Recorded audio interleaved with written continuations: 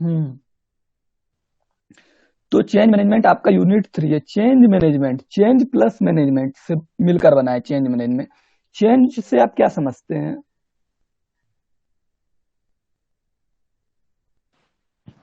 मतलब कुछ नया लाना, बदलाव करना। आप मैनेजमेंट से? हाँ, तो चेंज मैनेजमेंट को अगर, हाँ बोलिए। चेंजेस को जो मतलब जो मैनेजमेंट उसे देखेगी क्या क्या चेंजेस लानी है या फिर कैसे लानी एकदम है। एकदम। तो किसी इसमें देखिए चेंज, बदलाव लाना चेंज मैनेजमेंट कह सकते हैं। किसी भी व्यवस्था के अनुरूप उसमें बदलाव परिवर्तन करना ही चेंज मैनेजमेंट हो सकता जी है। जी बहुत अच्छा।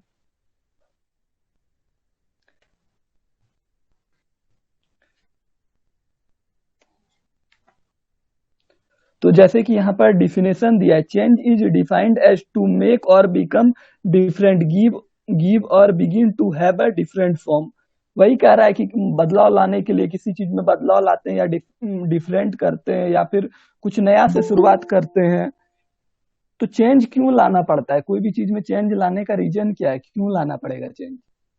अपडेट करने के लिए। ठीक है। इम्प्रूवमेंट के लिए। हाँ, और तुमने कभी शुरू किया हो क्या?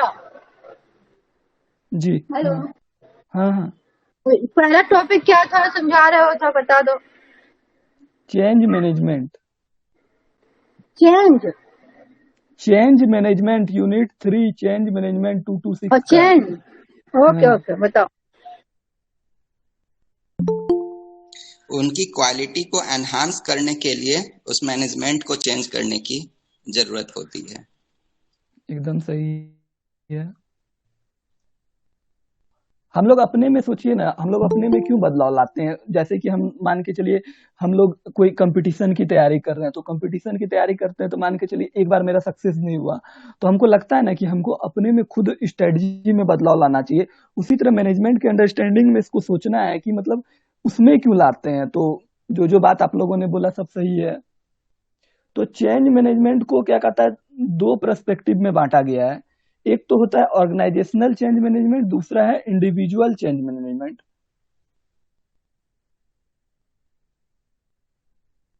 ऑर्गेनाइजेशनल क्या चेंज बोले, वो मैनेजमेंट फिर क्या से है? रिपीट कर दो विवेक। हाँ, हेलो, जो दो ठो चेंज बताए, क्या बोले? ऑर्गेनाइज है, क्या था? Organisational change management and individual change management. Okay, continue. हाँ, तो ऑर्गेनाइजेशनल चेंज मैनेजमेंट से आप क्या समझते हैं? किसी भी ऑर्गेनाइजेशन में उसमें एक नया नियमावली को लागू करके कोई रूल्स के अकॉर्डिंग उसमें कोई चेंजेस लाएं और उस मैनेजमेंट को रन करने के लिए एक नया मैनेजमेंट के फॉर्म पे उसे रन करें, ताकि उसमें जो भी ऑब्स्टेकल आ रही है, बाधाएं आ रही हैं, उसको दूर करके और एक गुड वे में उसको रन कराएं उस मैनेजमेंट को। बहुत अच्छा। मतलब ऑर्गेनाइजेशन में जो प्रॉब्लम आ रही है उसको क्या करता है, एक नए तरीके से अगर हम करते हैं तो उसको चेंज मैनेजमेंट कर सकते हैं।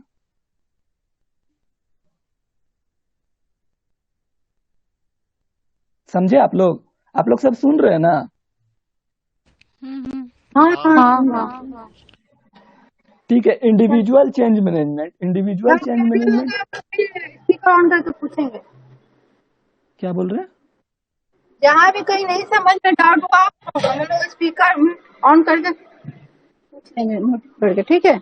ओके ओके ठीक। Okay. Individual change management, individual change management क्या है? नाम से ही स्पष्ट है कि इंडिविजुअल, इंडिविजुअल मतलब क्या होता है? मतलब अलग अलग। व्यक्तिगत रूप से जो होती है हाँ, बदलाव। जैसे एम्प्लॉय में कोई चेंज, जैसे कि एम्प्लॉय में चेंज कर सकते हैं कोई भी, मतलब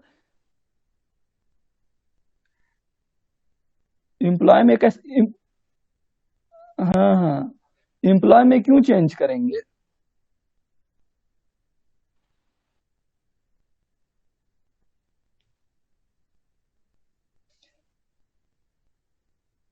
एकदम सही। जैसे देखिए क्लासिकल जैसे, और न्यू क्लासिकल में था।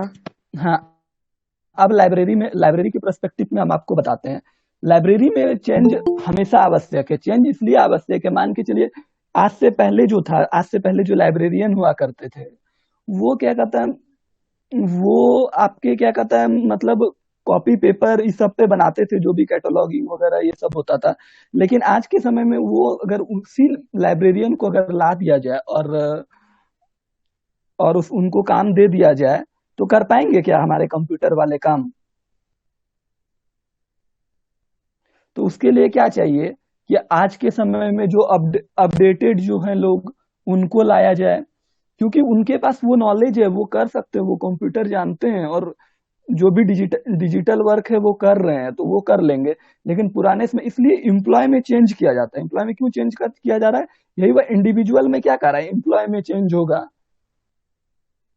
समझे? ये तो फिर से कुछ इंडिविजुअल देखिए, एकदम हाँ ठीक ठीक है। इंडिविजुअल चेंज में, इंडिविजुअल सबसे व्यक्तिगत व्यक्तिगत होता है। तो एक ऑर्गेनाइजेशन में व्यक्तिगत क्या हो सकता है, एम्प्लॉय हो सकता है। एम्प्लॉय को अगर चेंज क्यों करना पड़ता है? वो अपडेटेड नहीं है, आउटडेटेड हो गया। जैसे कि पहले तो बताइए कि बुक वगैरह में, मतलब बुक में कैटलॉगिंग वगैरह ये सब कर लेते थे। लेकिन अब ऑनलाइन आ गया, जैसे MARC पे चढ़ा देते हैं, वहां से हो जाता है, और भी बहुत सारे सॉफ्टवेयर हैं, वहां से हो जा रहा है। तो वो जो पुराने जो हमारे स्टाफ हैं, लाइब्रेरियंस हैं, उनको ये चीज नहीं आता है, क्योंकि वो तो तभी नहीं था, तो वो अपडेटेड नहीं थे। लेकिन अभी जो आ रहे हैं, तो अभी जो सिस्टम चल रहा है, तो लोग क्या पुराने स्टाफ को हायर करना ज्यादा पसंद करेंगे या फिर नए स्टाफ को? नए स्टाफ को एबिलिटी क्वालिटी स्किल्स डेवलप करने के लिए नए स्टाफ को नीड होगी। बहुत अच्छा। ठीक है, तो फिर नेक्स्ट टॉपिक में आते हैं, फोर्सेस ऑफ चेंज। क्या क्या फोर्स है चेंज के लिए?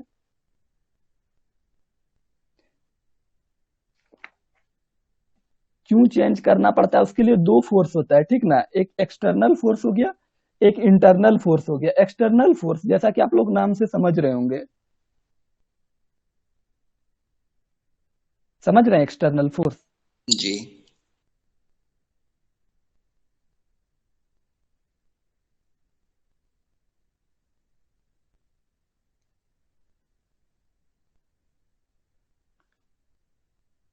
हाँ, एक्सटर्नल फोर्स वो होता है ना, जो हमारे कंट्रोलेबल में नहीं होता है, उसको हम कंट्रोल नहीं कर सकते हैं, ठीक ना।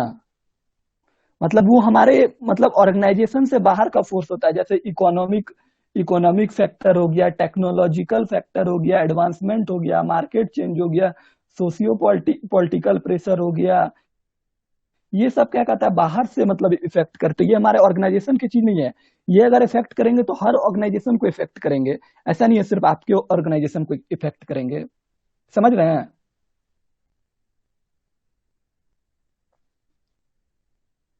तो एक्सटर्नल फोर्स का कुछ एग्जांपल दीजिए।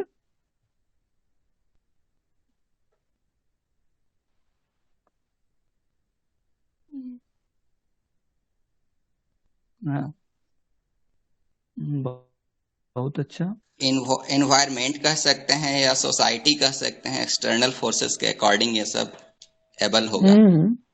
हाँ हाँ एकदम। जैसे अभी वर्तमान की सिचुएशन को ही लेते हैं, जैसे कोविड आ गया, तो बहुत सारे लाइब्रेरी तो बंद हो गए ना। कोविड में तो बंद थे ना लाइब्रेरी, कोई जाके पढ़ रहे थे लाइब्रेरी में। हम सब चीज लाइब्रेरी के पर्सपेक्टिव में इसलिए लेके चल रहे हैं क्योंकि हम लोग को लाइब्रेरी पढ़ना है। ऐसे एनवायरमेंट के पर्सपेक्टिव में भी बता सकते हैं, नेचर के पर्सपेक्टिव में भी बता सकते हैं, लेकिन इसलिए लाइब्रेरी के पर्सपेक्टिव में, क्योंकि हम लोग को लाइब्रेरी का एग्जाम देना है, तो लाइब्रेरी ही दिमाग में रहना चाहिए।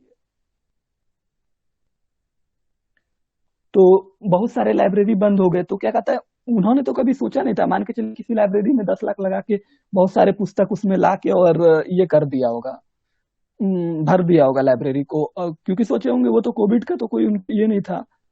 तो ये जो हुआ, ये तो उनका सोचा हुआ नहीं था, इसको वो चेंज भी नहीं कर सकते। कोविड को क्या चेंज कर सकते हैं कोई लाइब्रेरी के स्टाफ या लाइब्रेरी के ये जो भी है हेड वगैरह? कर सकते हैं?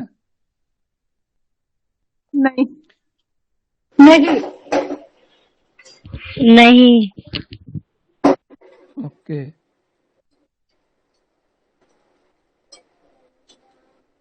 एक मिनट रुकिएगा, बस एक मिनट।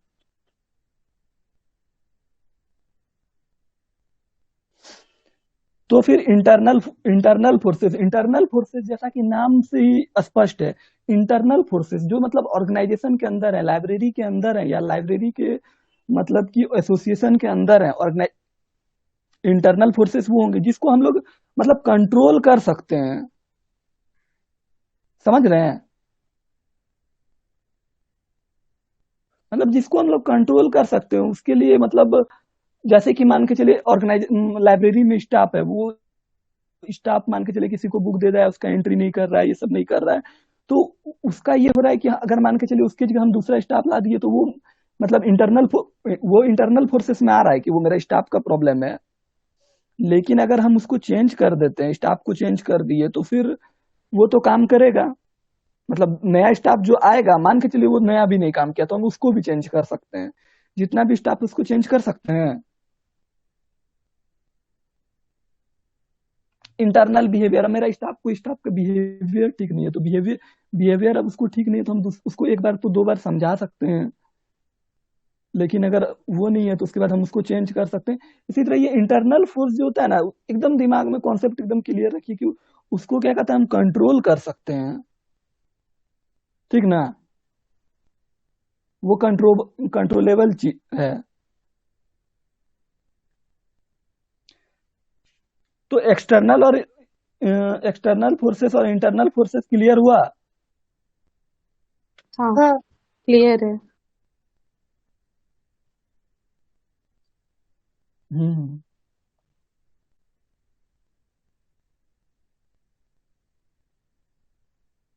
हम्म और एक बात, ये क्लास नहीं है, ठीक ना, म्यूचुअल डिस्कशन है, ठीक? ओके। तो आते हैं अब टाइप्स ऑफ चेंज, कितने प्रकार के चेंज होते हैं।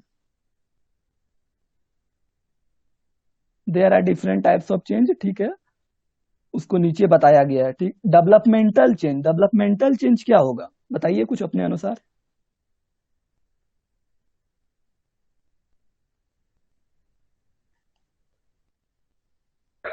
जैसे अगर बोलो बोलो नितेश बोलो। जैसे अगर कोई भी लाइब्रेरी में बुक्स अगर ज्यादा बढ़ रहे हैं तो उसके तो हम लोग को क्या होगा कि और भी ज्यादा मतलब रूम्स बनाना पड़ेगा या फिर स्टॉक करने के लिए अलग से रूम बनाना पड़ेगा। और ज्यादा अगर मतलब जो रीडर्स हैं लर्नर्स हैं वो बढ़ रहे हैं अगर, तो हम लोग को और सेक्शन बनाना होगा लाइब्रेरी का, और सिटिंग अरेंजमेंट ये सब के लिए करना पड़ेगा। मतलब इंफ्रास्ट्रक्चर को बढ़ाना है, अगर मान के चलिए यूजर्स बढ़ हाँ जा हाँ रहे हैं हाँ तो लाइब्रेरी में मतलब पुस्तकों की संख्या को बढ़ाना है, यही सब ना? हाँ हाँ यही सर। ठीक है। क्या इस टाइप, बताइए।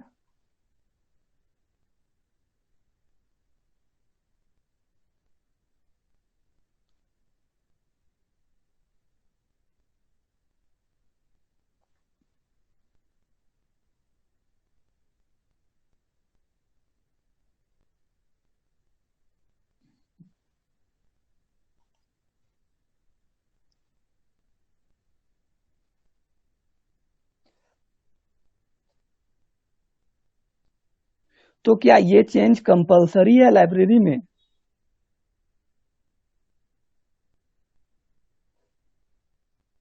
नहीं, ये कंपलसरी है। अगर लाइब्रेरी का अस्तित्व को आपको बचाए रखना है, मतलब लाइब्रेरी का जो है स्टेबिलिटी उसको बचाए रखना है, तो आपको मतलब कि चेंजेस करना होगा। जैसे कि हम एक एग्जांपल लेते हैं, नोकिया मोबाइल। नोकिया का तो सभी नाम सुना ही होगा।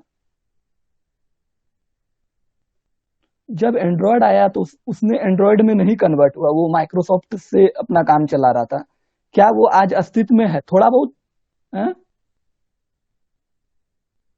हाँ, जो भी हो। तो वो अभी क्या कहता है, अस्तित्व में है, बहुत कम है ऐसा नहीं है, लेकिन बहुत कम अस्तित्व में है। उसका मतलब जो मार्केट में कह सकते हैं बहुत कम में है क्या नहीं? तो वो अपने वो कंपटीशन से आउट हो गया। कौन सा और मोबाइल कौन सा चीज? जी एंड्रॉइड मोबाइल क्या? कौन सा चीज? अच्छी से हमारा नोकिया का एंड्रॉयड मोबाइल, हेलो। जी नोकिया का एंड्रॉयड मोबाइल हाँ। जब एंड्रॉयड आया तो वो एंड्रॉयड में अच्छा नहीं अच्छा। कन्वर्ट हुआ, उसने अपना छोड़ दिया, ठीक ना। वो मतलब मार्केट के अनुसार नहीं चल सका, वो चेंज नहीं लाया। तो जब वो चेंज नहीं लाया, उसी के साथ सैमसंग और नोकिया लगभग साथ चल रहा था, ठीक ना। सैमसंग ने तुरंत चेंज लाया, तुरंत एंड्रॉयड लाया, लाया ना। तो आज सैमसंग सैमसंग का ज्यादा क्रेज है या फिर नोकिया का? सैमसंग का। क्योंकि उसने ठीक है। चेंज लाया।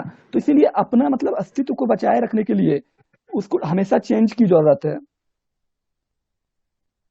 अब ट्रांजिशनल चेंज क्या है,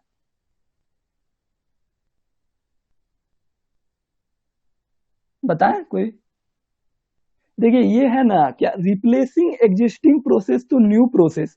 जो प्रोसेस से हम कोई काम कर रहे हैं उस प्रोसेस को हम दूसरे प्रोसेस से अगर काम करते हैं तो वो ट्रांजिशनल चेंज है। क्योंकि देखिए एग्जाम में ज्यादा ज्यादा लिखना नहीं है, तो पूरा अगर बहुत ज्यादा ज्यादा डिफाइन करेंगे तो कोई जरूरत नहीं है, ठीक ना।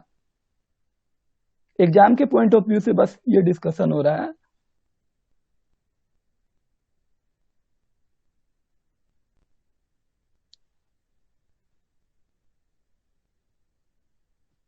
उसमें प्रोसेस इंप्रूवमेंट करना है, जो प्रोसेस चल रहा है ना उसको इंप्रूव करना है। इसमें समथिंग न्यू मतलब जो चल रहा है उसमें कुछ न्यू लाना है, मतलब रिप्लेस उसको अच्छा। करके लाना है इसमें। उसमें जो चल रहा है उसी में कुछ न्यू मैं लाना है। मोबाइल में चेंजिंग लाना था, सिस्टम में। जैसे सैमसंग वाला में क्या किया, सैमसंग क्या मोबाइल बंद करके कुछ दूसरा चीज नहीं ना किया, उसीलिए उसमें वो वाला एग्जाम्पल दिए थे। ये बहुत ज्यादा जैसे चैलेंजिंग जैसे होता विवेक है। की जैसे मोबाइल, सुनो ना, जैसे नोकिया का हम्म। मोबाइल है लेकिन उसके सिस्टम में चेंजिंग लाना था ना। हाँ जे- हाँ, तो उसमें चेंजिंग लाता जैसे, तो वो नहीं होता उतना, मतलब पॉपुलर होता नहीं, पॉपुलर बंद नहीं होता। लेकिन ये सैमसंग वाला जो है उसने एडॉप्ट किया, मतलब चेंजिंग लाया, तो वो भी चल रहा है, ज्यादा लोग उसको यूज कर रहे हैं, खरीद रहे हैं। जी जी ठीक है। मैं भी ऐसा भी तो हो अगला सकता है। आते हैं ट्रांसफॉर्मेशनल चेंज। ट्रांसफॉर्मेशनल चेंज क्या है?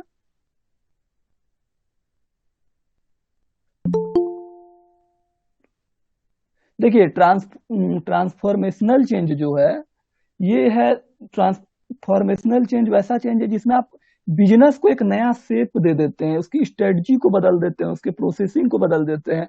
जैसे कि इसमें एक एग्जांपल देते हैं, implementing major strategy and cultural changes. समझ रहे हैं?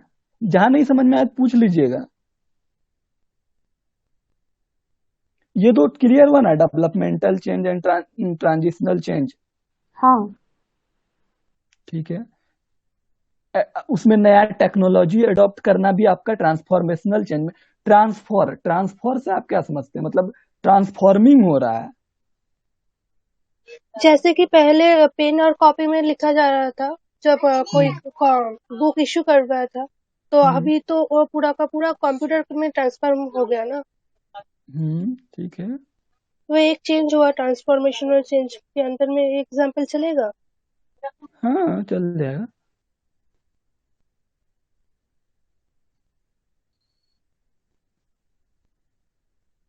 अगला आते हैं प्लानिंग फॉर चेंज।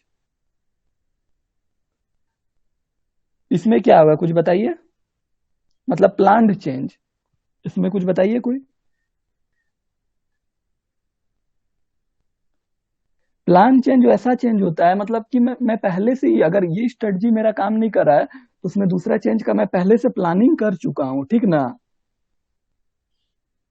और मान के चलिए कोई बिजनेस में हमको लॉस हो रहा है तो हम सोच लिए कि इसको क्या करना है जो आगे जैसे ए प्लान बी होता है ना, किसी भी एक गोल को प्राप्त करने के लिए।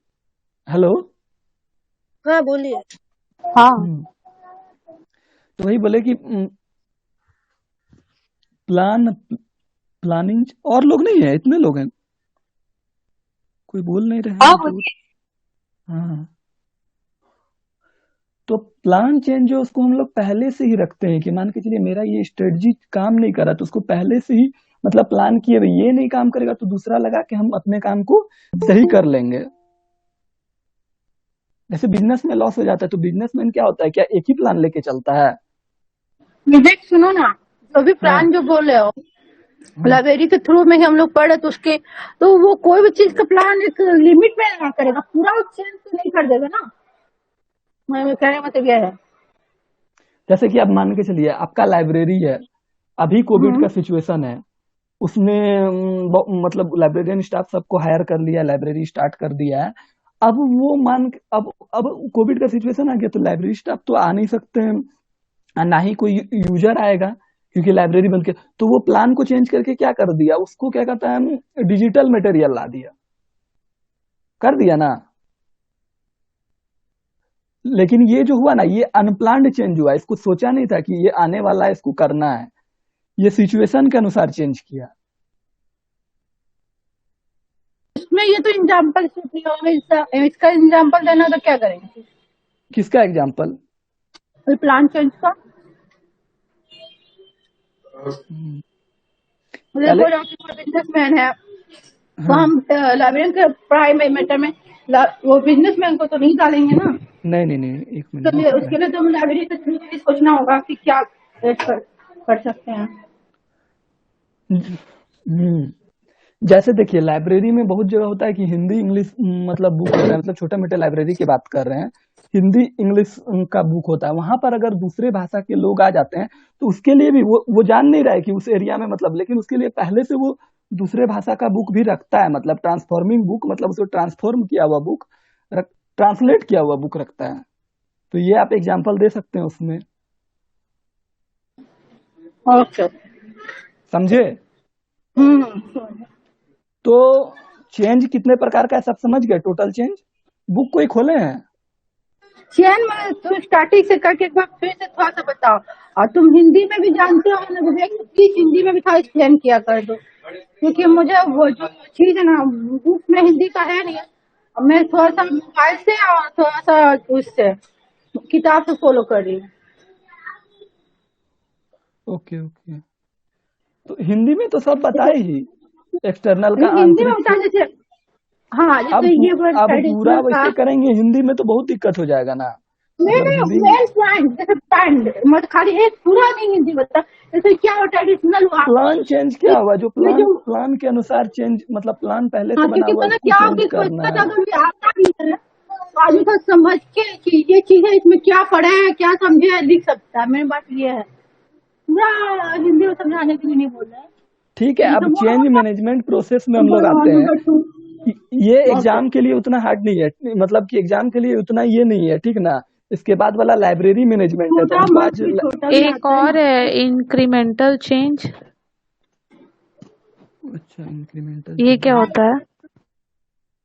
ये देखिए जैसे ट्रांसफॉर्मेशनल चेंज जो है ना उसका मतलब कि अपोजिट है।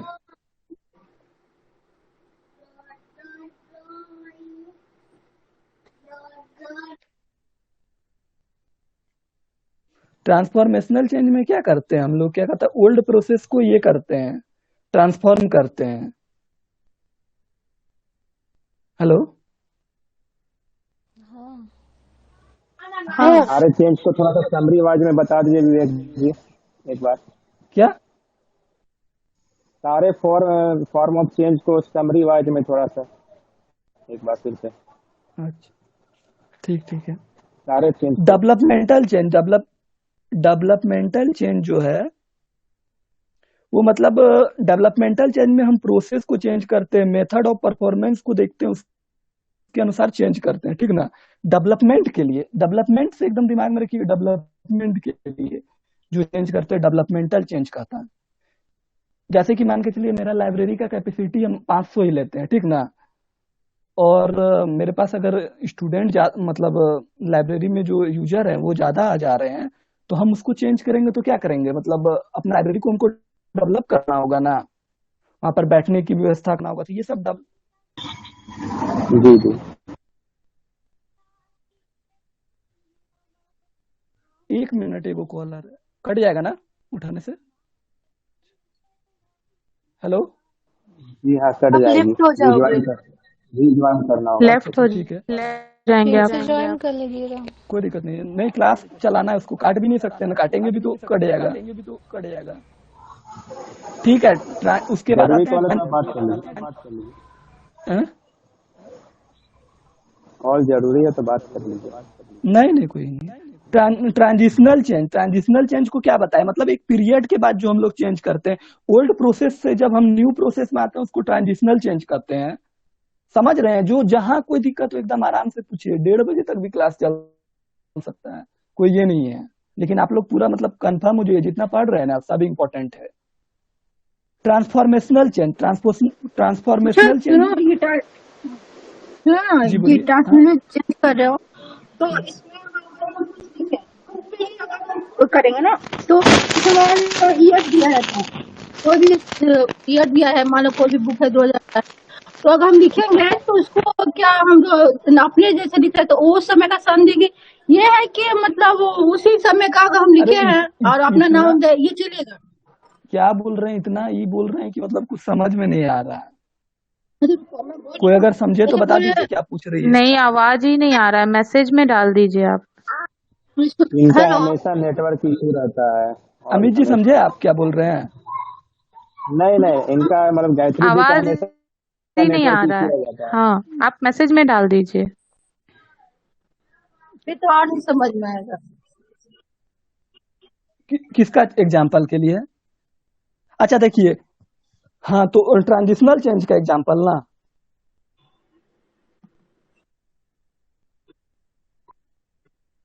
ठीक है, तो इसका एग्जांपल दे देते हैं। ओल्ड प्रोसेस से न्यू प्रोसेस में कैसे आते हैं? जैसे लाइब्रेरी में पहले क्या कहता है, बुक को यूज किया जाता था, मतलब बुक को कैटलॉगिंग करने के लिए हम लोग का जी कोई कुछ बोल रहे हैं? उसका ये नहीं नेटवर्क इशू। कंटिन्यू कीजिए आप, अच्छा है। तो ट्रांसफॉर्मेशनल चेंज पे चले ना, कि ट्रांजिशनल समझे आप लोग? ट्रांजिशनल फिर से नहीं बता दीजिए, ट्रांजिशनल डेवलपमेंट बताइए, समझ में आ गया। हाँ ट्रांजिशनल जो ओल्ड ट्रांजिशनल। प्रोसेस से न्यू प्रोसेस में जब हम लोग जाते हैं, दैट इज कंप्लीट, ये पूरी तरह से एकदम न्यू एकदम होगा, प्रोसेस ही पूरा न्यू होगा। समझ रहे हैं? हाँ हाँ यस। जब हम रिप्लेस करते हैं, मतलब जैसे कि हम तैयारी करने का पहले प्रोसेस सोचते हैं, मतलब इसके प्रोस्पेक्टिव से बता रहे हैं, पढ़ाई के प्रोस्पेक्टिव से। तो जैसे हम तैयारी करने लगे, आप लोग पहले सोचेंगे अरे पूरा बुक पढ़ लेंगे, ठीक ना? जब एग्जाम आ गया तो आपने वो प्रोसेस को ही चेंज कर दिया, नहीं बुक नहीं पढ़ेंगे, जो 5 साल के क्वेश्चन है उसी को पढ़ लेंगे। तो ये आपने अपने पढ़ाई के प्रोसेस को चेंज किया ना, तो ये आपका ट्रांजिशनल चेंज हुआ। ओके। किसी को अगर क्लियर नहीं हो रहा है तो और पूछें। अगर क्लियर हो जाए तो एक बार बोल दें कि हाँ क्लियर हो गया, तो आगे बढ़ेंगे। क्लियर है, क्लियर। क्लियर है, आगे। ट्रांसफॉर्मेशनल चेंज में क्या होगा?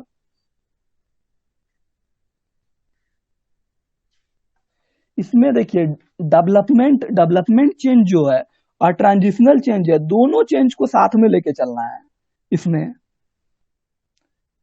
तो उस अनुसार आप लोग समझ सकते हैं, इसमें अगर मतलब बिल्डिंग वगैरह भी मतलब डेवलपमेंट भी करना है, और क्या कहता है ट्रांजिशनल भी, प्रोसेस को भी चेंज करना है। ट्रांसफॉर्मेशनल मतलब पूरा ट्रांसफॉर्म हो जा रहा है। कोई भी चीज ट्रांसफॉर्म से आप क्या समझते हैं? पूरा चेंज हो जाना। बस, तो उसमें डेवलपमेंटल चेंज को भी लेना है और इसको भी लेना है। समझ रहे हैं? अगर नहीं समझ रहे तो बोलिएगा। समझ रहे हैं। ऐसा नहीं है कि मतलब समझ रहा है, कंटिन्यू कीजिए। है? ठीक है। तो इंक्रीमेंटल चेंज किसी ने पूछा था ना, है बुक में? हाँ, है हाँ बुक दिया में। है। अच्छा, हाँ तो इंक्रीमेंटल चेंज क्या है? ये एक प्रोसेस है दैट एडजस्ट स्टेटस ऑफ, मतलब माइनर चेंजेस है, एकदम छोटा सा चेंज है। जैसे कि फर्स्ट ऑर्डर चेंज कर सकते हैं यूजुअली, मतलब सीरीज में चेंज कर सकते हैं। स्मॉल स्टेप, एकदम छोटा सा चेंज होता है ना, माइनर सा चेंज, मतलब उससे आपको ऑर्गेनाइजेशन को कोई इफेक्ट नहीं पड़ेगा, एकदम छोटा सा चेंज है। जिससे मतलब कुछ बेहतर करने के लिए छोटा सा चेंज करते हैं ना।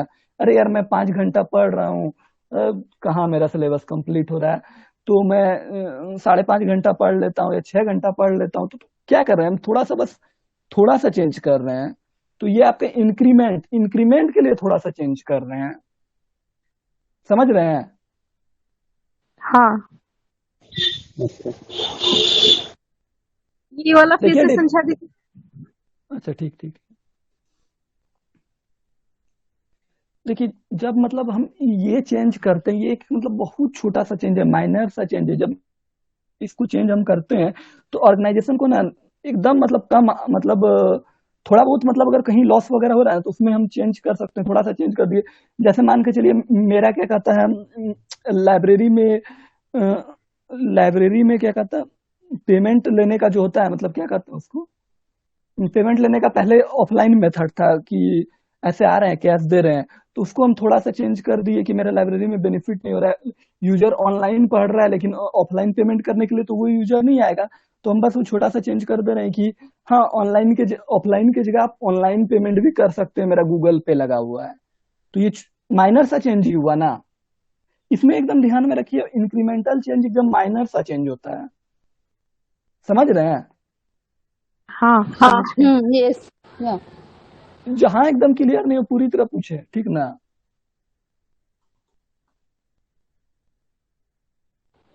तो इसका एग्जाम्पल क्या होगा अभी तो एग्जांपल लाइब्रेरी ही के पॉइंट दिए, ऑफ व्यू से? अभी तो एग्जांपल दिए।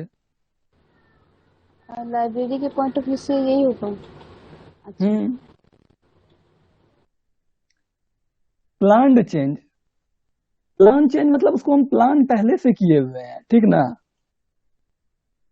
मतलब वो प्लान है कि मतलब जैसे आप लोग गवर्नमेंट जॉब की तैयारी करते हैं तो आपका प्लान ए प्लान बी तो रहता है ना।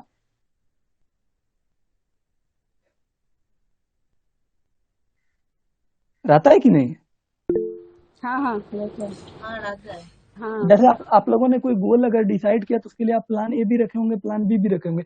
जैसे कि आप नॉर्मल सोचिए कि आपने ये प्लान रखा होगा कि अरे पहले अपने से पढ़ के एग्जाम निकाल लेते हैं, और दूसरा प्लान रखा अगर अपने से नहीं होता है तो क्या कहता है, हम ट्यूशन ज्वाइन कर लेंगे। ये भी तो सोच के चलते होंगे। ज्यादा टेक्निकल एग्जांपल को नहीं ले रहे हैं हम, नॉर्मल एग्जांपल इसलिए ले रहे हैं कि उस एग्जांपल से आप समझ जाइए। नहीं समझिएगा तो टेक्निकल एग्जांपल भी ले सकते हैं, बोलिएगा अगर जहां नहीं समझ में आए। लेकिन टेक्निकल और भी कठिन होता है लाइव एग्जांपल से। अनप्लान्ड चेंज, अनप्लान चेंज में क्या आएगा बताइए। कोरोना का सिचुएशन जो आ गया, सडन चेंज। एकाएक आ गया। हाँ मतलब कोई भी मतलब कोई भी ऐसा मतलब फैक्टर हो रहा है कि जिसके कारण हमको मतलब वो फैक्टर मतलब नेचुरल फैक्टर आ गया जो हमको मालूम ही नहीं, वो प्लान को जब हम चेंज करेंगे तो वो क्या कहलाएगा, अनप्लान चेंज। जैसे अभी कोविड आ गया तो आप लोग बहुत सारे अपने अपने प्लान चेंज किए होंगे। इग्नू भी एग्जाम जुलाई में लेता था, उसको क्या कहता है अगस्त में शिफ्ट कर दिया। वो तो सोचा नहीं था, जुलाई का रूटीन तक निकाल दिया था, जैसे आप लोगों को सबको पता है। तो ये अनप्लान्ड, वो नहीं सोचा था कि हमको चेंज करना ही है, सोचा था। नहीं सरप्राइज चेंज कह सकते हैं हाँ ना। इतना सरप्राइज चेंज, अनप्लान्ड मतलब वो कोई प्लान ही नहीं है कि हमको चेंज करना है। चेंज मैनेजमेंट प्रोसेस, बुक कितने लोग खोले हुए हैं, कोई नहीं खोले हैं। हाँ हम खोले हैं। खोले हुए हैं। हाँ वो हाँ बात तो बोलने खोले का बात हुए हैं। डिसाइड है। 44 नंबर पेज पे आइए, चेंज मैनेजमेंट प्रोसेस। हाँ change change management management process क्या है। देखिए चेंज मैनेजमेंट प्रोसेस जो है ना वो किसी चीज को मॉनिटरिंग करने का है, कंट्रोलिंग करने के लिए, चेंज को जो कंट्रोल करते हैं मॉनिटर करते हैं उसके लिए चेंज मैनेजमेंट प्रोसेस है। मतलब चेंज जब हम लागू करेंगे, क्यों लागू करेंगे, अगर मेरा ऑर्गेनाइजेशन सब चीज बहुत अच्छा चल रहा है तो हम क्या चेंज लागू करेंगे। नहीं नहीं। तो जब चेंज क्यों लागू करेंगे बताएं। जब इम्प्रूवमेंट हमको के कोई लिए। प्रॉब्लम हो रहा है, जब इम्प्रूवमेंट चाहिए होगी। इम्प्रूवमेंट लाना होगा तब। हाँ checking the feasibility of each change, मतलब चेंज के बाद भी हमको अगर ये वो देखना है। मैनेजिंग चेंजेज प्रॉपरली, मतलब चेंज जो करेंगे उसको प्रॉपरली मैनेज करेंगे, कंट्रोल करेंगे चेंज को। Identify request for change, what needs to be change, क्या चेंज करने की जरूरत है। What extent if need to change, क्या मतलब एक्सटेंड करना है। How this change will happen, change कैसे होगा। How this change can be sustained, change कैसे सस्टेन्ड। लगातार मतलब हाँ चेंज कैसे लगातार होगा। इस सब में तो हमको नहीं लगता है कोई पॉइंट में दिक्कत है तो बताइए। है नहीं। नहीं। स्टेप स्टेप और फेज ऑफ चेंज, स्टेप और फेज ऑफ चेंज। तो सबसे पहले क्या करेंगे, पहला स्टेप क्या होना चाहिए, एक्सेस नीड फॉर चेंज। क्या मतलब क्यों जरूरी है, मतलब चेंज, मतलब उसको असेसमेंट करेंगे कि क्यों जरूरी है चेंज। पहला स्टेप ये कहता है। दूसरा पर्पस फॉर चेंज, क्या पर्पस है चेंज करने का। प्लान फॉर चेंज, उसके लिए प्लान बनाएंगे। दूसरा इम्प्लीमेंट द चेंज, चेंज को इम्प्लीमेंट करेंगे। उसके बाद सस्टेनिंग द चेंज, सस्टेन करेंगे चेंज को। समझ रहे हैं। हाँ। या इसमें कोई पॉइंट में कोई दिक्कत है तो बोलिए। नहीं।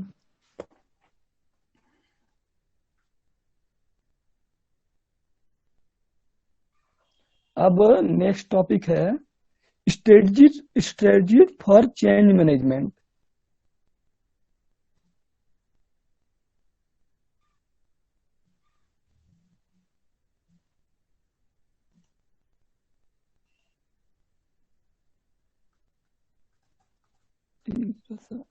ऑफ हो गया है। हम्म, तो पहला स्ट्रेटजी क्या है, डायरेक्टिव स्ट्रेटजी। देख रहे हैं बुक में आप लोग। हाँ। इसमें क्या कहता है, ये स्ट्रेटजी जो अथॉरिटी को मतलब की पावर रहता है कि वो कर सकते हैं, मतलब अथॉरिटी जैसे कि इस चेंज को मैनेज कर सकता है, ये टॉप लेवल मैनेजमेंट करता है, ठीक ना। With no minimum involvement of others, किसी दूसरे का इन्वॉल्वमेंट नहीं चाहिए। जैसे सीईओ कोई डिसीजन लेगा, डायरेक्टर कोई डिसीजन लेगा, तो क्या मतलब एम्प्लॉय से पूछता है। आपका सैलरी कट करना है तो क्या एम्प्लॉय से पूछेगा। नहीं नहीं, वो नहीं। डायरेक्ट कर देगा। आपको सैलरी बढ़ाना है तो एम्प्लॉय से पूछेगा। लाइब्रेरी का विस्तार करना है तो क्या एम्प्लॉय से पूछेगा कि हम लाइब्रेरी का विस्तार करें। नहीं नहीं। तो ये है डायरेक्टिव चेंज मैनेजमेंट। इसमें टॉप लेवल मैनेजमेंट इन्वॉल्व रहता है, ठीक ना। इसमें किसी दूसरे का मतलब कि ओपिनियन नहीं लेते हैं हम लोग। और भी जो मतलब होते हैं ना, जैसे लाइब्रेरी में और भी स्टाफ है, लेकिन वो जो टॉप लेवल मैनेजमेंट है वो ले लेगा। जैसे यूनिवर्सिटी लाइब्रेरी में जो हेड लाइब्रेरियन होते हैं, तो वो क्या कहता है, डिसीजन ले लेते हैं कि यहाँ यहाँ ये करना है, ये बुक इतना मंगाना है, ये सबसे मतलब ये नहीं पूछते। बुक बुक वाला तो आ गया, मतलब कि बुक वाले को हम नहीं कह सकते हैं डायरेक्टिव चेंज में नहीं, क्योंकि बुक के लिए तो आपको सब लोअर लेवल से ही पूछना होगा कि तुम्हारे लाइब्रेरी में कौन कौन सी बुक है। डायरेक्टिव स्ट्रेटजी समझे, उसमें कोई स्टाफ इन्वॉल्व नहीं होता है डायरेक्टिव स्ट्रेटजी में। समझ रहे हैं, समझिएगा तो हाँ हाँ ओके, या हाँ, फिर कुछ समझ गए। बताइएगा। हाँ ठीक है। एक्सपर्ट स्ट्रेटजी, एक्सपर्ट स्ट्रेटजी क्या है, जैसे कि नाम से स्पष्ट है, एक्सपर्ट। एक्सपर्ट मतलब एक्सपर्ट का राय लेंगे। मतलब लाइब्रेरी के लिए एक्सपर्ट कौन होगा।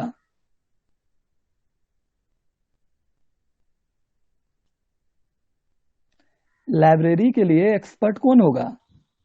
लाइब्रेरियन ही होगा। कौन, असिस्टेंट लाइब्रेरियन या फिर जो सबसे ऊपर है या जो सबसे नीचे है, कौन होगा, हेड कौन सा लाइब्रेरियन होगा। है। जो सबसे ऊपर होगा। हेड लाइब्रेरियन होगा। हाँ, मतलब जिनका अनुभव ज्यादा होगा वो, क्योंकि वो जान रहे हैं कि क्या मतलब एक्सपर्ट वो हो गए हैं, क्योंकि वो इतने दिन से काम कर रहे हैं। तो वो जो स्ट्रेटजी देंगे वो एक्सपर्ट स्ट्रेटजी में आएगा।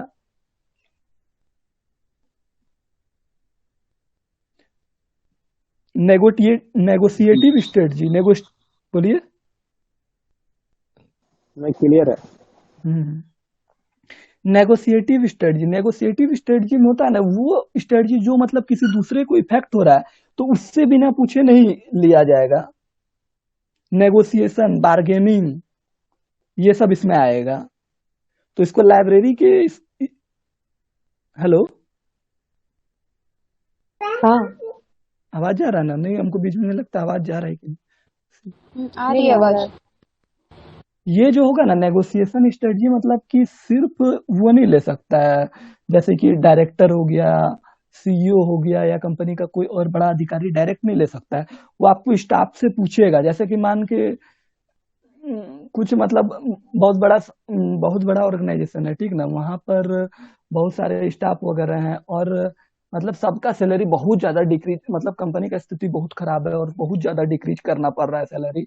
तो सब स्टाफ से पूछेगा क्या आप लोग एग्री हैं, क्योंकि आगे इसमें आपको हम हेल्प करेंगे। मतलब आगे उसको हेल्प करेगा, लेकिन पहले उससे पूछ, सबसे डिसीजन लेगा। क्लियर हुआ कि हाँ थोड़ा सा और? हाँ, डिस्कस करेगा, मतलब आपस में वो हाँ, सब सबसे डिस्कस सबके साथ करेगा। डिस्कस करेगा। हाँ, ठीक। हम्म। लेकिन इसमें मतलब इसका सबसे बड़ा डिसएडवांटेज क्या होता है कि इसमें सब एग्री नहीं होता है। जैसे कि मान के चलिए हम ही लोग क्लास का डिस्कशन करते हैं, सर लोग क्लास लेते हैं, तो कोई बोलता है 7 बजे लीजिए सर, कोई बोलता है 8 बजे लीजिए, कोई बोलता है 9 बजे। लेकिन अगर सबका अगर लेके चलेंगे तो क्या क्लास सही टाइम पे हो पाएगा? तो इसका सबसे बड़ा नहीं। डिसएडवांटेज यही है।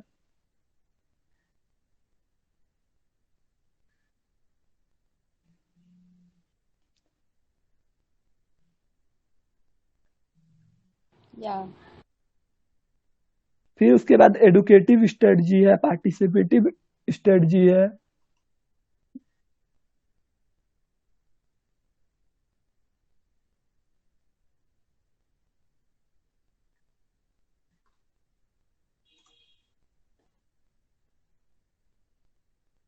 अरे, पता नहीं ऑफ हो जा रहा। सुनाई दे रहा है? नहीं नहीं, वो नहीं, लैपटॉप में बुक खोले हुए हैं ना, वो ऑफ हो जा रहा है बार बार, तो बुक के अनुसार सोच रहे हैं ना पढ़ाने का, इसीलिए। ये जो स्ट्रेटजी है ना, ये अप्रोच जो है वो इन्वॉल्व करता है changing people value and beliefs, winning hearts and mind. मतलब इसमें जो है ना, मतलब सबको मतलब साथ लेके चलने का कोशिश किया जाता है, मतलब सबके लिए अच्छा होता है। ये स्ट्रेटजी जो एडुकेटिव स्ट्रेटजी है, इसमें चेंज होने से जो भी मतलब इन्वॉल्व है वो सबको लिया जाता है, उसके बिहेवियर को देखा जाता है, माइंडसेट को देखा जाता है, सोशल नॉर्म्स को देखा जाता है, समाज को भी कोई मतलब डिसएडवांटेज नहीं होते। And this is for education, training, consultation must needed. अगर आप कोई चीज मतलब ये चेंज ला रहे हैं तो आप उसको एजुकेशन दीजिएगा, ट्रेनिंग दीजिएगा। समझ रहे हैं इसको कि और थोड़ा थोड़ा और एक्सप्लेन करें? हाँ, एक्सप्लेन कर दीजिए। देखिए इसको एक एग्जाम्पल के तरीके से हम लोग समझते हैं। एग्जाम्पल के तरीके से इसलिए समझते हैं, जैसे कि मान के चलिए आप अभी मैनुअल काम करा रहे हैं अपने ऑफिस में, ठीक ना, लेकिन आपको अगर आपने कंप्यूटर ला दिया और कंप्यूटर पे काम चलाना शुरू कर दिया, तो क्या आप डायरेक्ट कंप्यूटर ला के कंप्यूटर से काम चलाना चालू कर सकते हैं बिना स्टाफ को ट्रेनिंग दिए, बिना स्टाफ को प्रॉपर गाइडेंस दिए, कंसल्टेंट किए हुए? कर सकते हैं? नहीं। तो ये स्ट्रेटजी है, ये एडुकेटिव। एडुकेटिव से क्या समझ में आ रहा है कि मतलब चेंज करेगा पीपुल को, ले ऑर्गेनाइजेशन के चेंज के साथ वहां पीपुल को भी चेंज कर रहा है, उसको भी ट्रेनिंग दे रहा है, उसको भी ये दे रहा है। समझ रहे हैं? हाँ। पार्टिसिपेटिव स्ट्रेटजी, इसमें सबका मतलब इन्वॉल्वमेंट रहता है, ठीक ना, एक तरह से समझ लीजिए।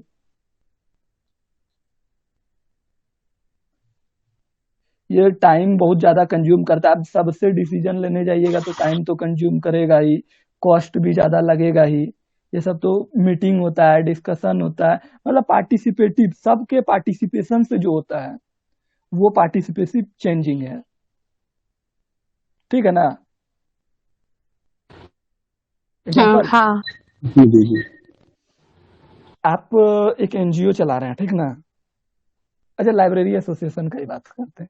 एक लाइब्रेरी एसोसिएशन है, तो लाइब्रेरी के लिए जो नियम, अगर कुछ नया नियम पारित करना होगा तो वो एक मीटिंग बैठाएगा और सबका सहमति लेगा। कम से कम मतलब 16 मेंबर है तो उसमें कम से कम 8 9 10 जितना भी मतलब रहेगा, मेजोरिटी होना चाहिए।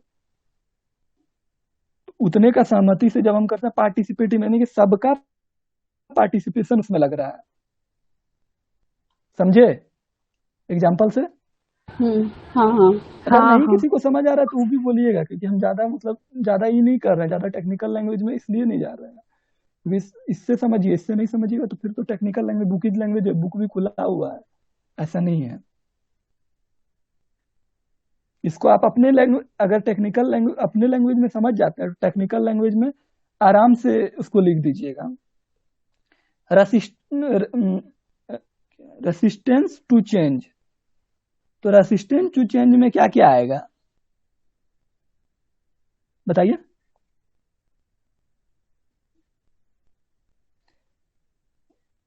गुड गा क्या लिखा है भाई? गुड आ गई समझ में। अच्छा, तो रेसिस्टेंस ऑफ चेंज,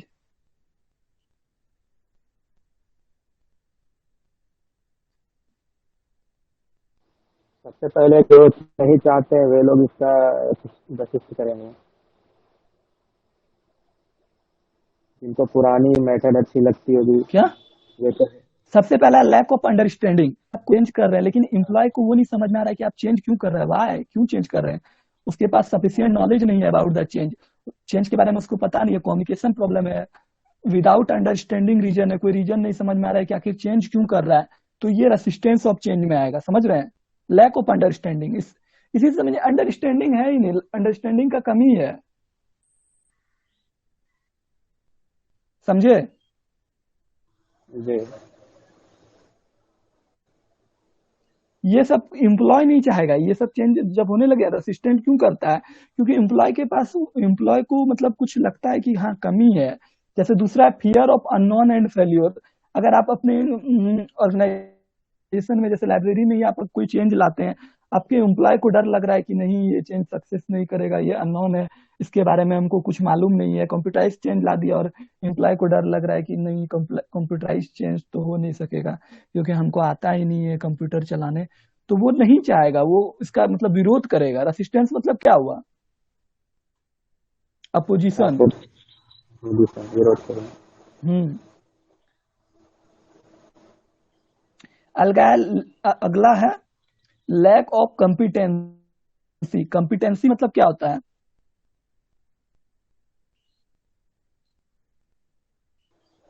कंपटीशन का उसके मन में भाव आएगा कि अगर वो चेंज कर देगा तो नाम उसका हो जाएगा, इस तरह का। एफिशिएंसी। तो आपके कंपटीटर जो हैं एफिशिएंसी, हाँ। देखिए इसमें ना एम्प्लॉय को मतलब डर रहता है कि नहीं मेरा तो इफिशियंसी नहीं, चेंज आ गया तो पता नहीं हम सरवाइव कर पाएंगे। नहीं नहीं, बहुत देखिए, एक हम स्कूल का एग्जांपल लेते हैं। एक स्कूल में मान के चलिए टीचर है, उनको हिंदी में मतलब हिंदी में बात करने के लिए आता है, इंग्लिश में उतना अच्छा से बात करने नहीं आता है। उनको अगर चेंज करके अगर कहीं मतलब इंग्लिश मीडियम, अगर स्कूल को इंग्लिश मीडियम कर दिया जाता है तो क्या उनको डर नहीं लगेगा कि अब तो हमको निकाल देगा? लगेगा कि नहीं? बोलिए कुछ। अनएम्प्लॉयमेंट का डर हो जाएगा, बेरोजगारी का डर हो जाएगा उनको। हाँ हाँ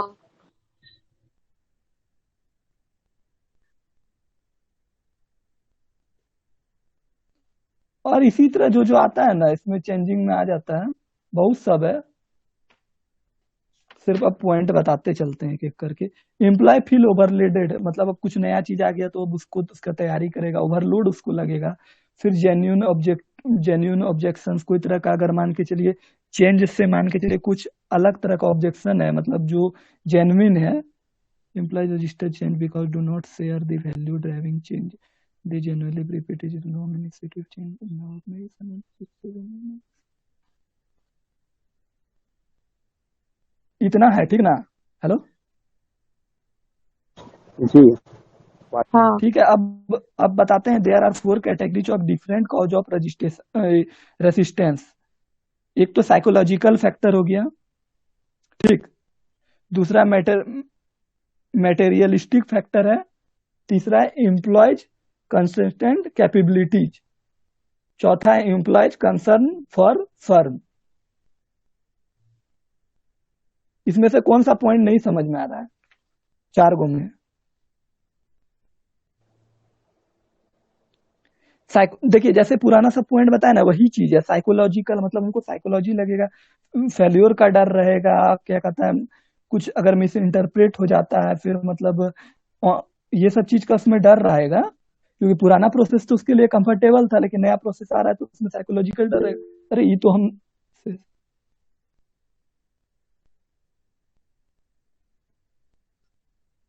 नीतीश जी,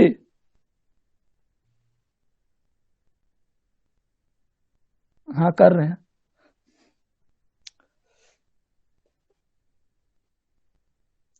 मेटेरियलिस्टिक, मेटेरियलिस्टिक उसके बाद है दूसरा। हेलो, कोई है? हाँ हेलो। हाँ। हाँ हाँ। Yes sir. उसके बाद एम्प्लॉयज कंसल्टेंट कैपेबिलिटीज है, एम्प्लॉयज कंसर्न टू फर्म है। ये सबको बहुत ज्यादा एक्सप्लेन नहीं करना है, एक बार अगर पढ़िएगा ना ये सब समझ में आ जाएगा। अगर फिर भी दिक्कत है तो बोलिए, बता देते हैं।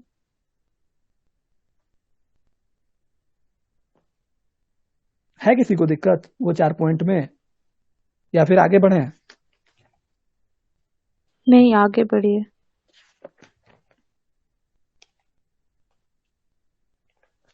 हाँ तो अगला है, क्या कहता है, चेंज अप्रोच। चेंज अप्रोच कितने प्रकार के हैं? 6 प्रकार के हैं। पहला एजुकेशन एंड कम्युनिकेशन, दूसरा है पार्टिसिपेशन एंड इन्वॉल्वमेंट, तीसरा है फैसिलिटेशन एंड सपोर्ट, चौथा है नेगोशिएशन एंड एग्रीमेंट, पांचवा है मैनिपुलेशन एंड कोऑप्शन, छठा है एक्सप्लिसिट एंड इम्प्लिसिट कंसर्न।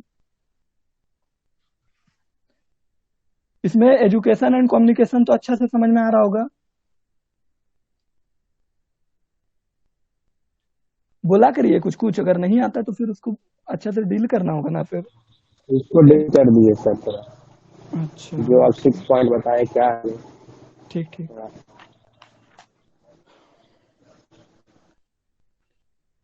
देखिए अब लाइब्रेरी का ही एग्जांपल लेते हैं। अगर लाइब्रेरी का स्टाफ है, अप्रोचेज हम लोग किस पे लगाएंगे? या तो लाइब्रेरी पे लगाएंगे या तो लाइब्रेरी की स्टाफ पे लगाएंगे। तो लाइब्रेरी की स्टाफ जो है वो मतलब वेल एजुकेटेड नहीं है, मान के चलिए, मतलब पढ़े लिखे हैं, मतलब लाइब्रेरियन का कोर्स किए हुए हैं, लेकिन उनको सब इंफॉर्मेशन नहीं है। वो नए तरीके से नहीं जान रहे हैं कि कुछ अपडेट चीज आया, कुछ अपडेटेड बुक आया है, वो उनको पता नहीं है। तो क्या कहता है, उसको एजुकेशन एंड कम्युनिकेशन अप्रोच तो जरूरी है ना, कि हर उसको उनको एजुकेशन बताया जाए कि ये है नया तरीका से हो रहा है, समझे?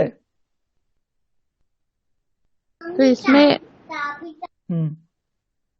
तो इसमें एजुकेशन नहीं है तो फिर क्या एडुकेट करेंगे? हाँ वो तो पहले बताया ना कि कैसे ये करते हैं। अच्छा, ओके ओके।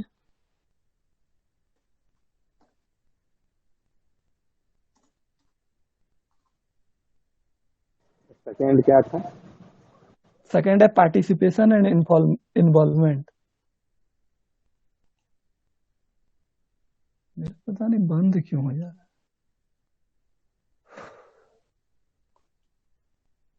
Switch on. हाँ, सेकेंड है मतलब क्वार्टर है एक। हेलो।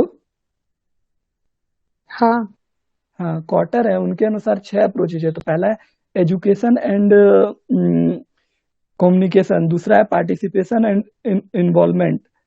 ये अप्रोच है मतलब changing what we do not full information about the change, in this case it is better to involve. देखिए पार्टिसिपेशन और इन्वॉल्वमेंट इसलिए जरूरी है क्योंकि पिछला बार हम लोग लैक ऑफ ये पढ़े थे ना, lack of understanding. Lack of understanding का क्यों होता है? क्योंकि उनको मालूम नहीं रहता है कि ये चेंज जो किया जा रहा है, मतलब उसको पहले से अगर इन्फॉर्म किया जाएगा, उसको पार्टिसिपेट किया जाएगा, उनको इन्वॉल्व किया जाएगा स्टाफ को, तो इसको हम लोग कहते हैं पार्टिसिपेशन एंड इन्वॉल्वमेंट। मतलब स्टाफ के इन्वॉल्वमेंट से जब चेंज होता है तो उसको क्या कहेंगे? Participation and involvement change strategy. Clear है? हाँ। ठीक है। Facilitation and support. सम कुछ लोग जो होता है मतलब क्यों, मतलब कि उसको रसिस्ट करता है, क्यों नहीं चाहता है कि चेंज हो जाता है? एडजस्टमेंट प्रॉब्लम, फियर रहता है, मतलब उनको डर रहता है कि हम नहीं कर पाएंगे, तो उसको पहले से मतलब सपोर्ट किया जाए कि नहीं, आपको हम पूरे तरीके बता रहे हैं कि कैसे चेंज के बाद आपको काम करना है, आपको सिखाया जाएगा, आपको प्रॉपर ट्रेनिंग दिया जाएगा। तो इससे फैसिलिटेशन एंड सपोर्ट उसको किया जाता है। कोई नहीं समझ में आए पॉइंट तो एकदम बेझिझक बोलिएगा, ठीक ना। ऐसा नहीं हम पूरा बता दे रहे हैं, फिर किसी को कुछ समझ में नहीं आया तो फिर मेरा भी टाइम बेकार होगा। नहीं नहीं आ रहा है।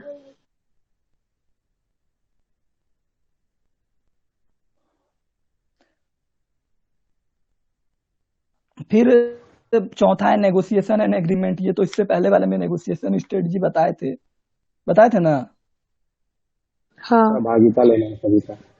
हाँ, अब देखिए जॉन कॉटर जो है वो मेंशन के 8 सुनो रीजन फॉर विवेक, फेल्यूर एंड विवेक, चेंज। हेलो, अब आवाज आ रही है मेरी?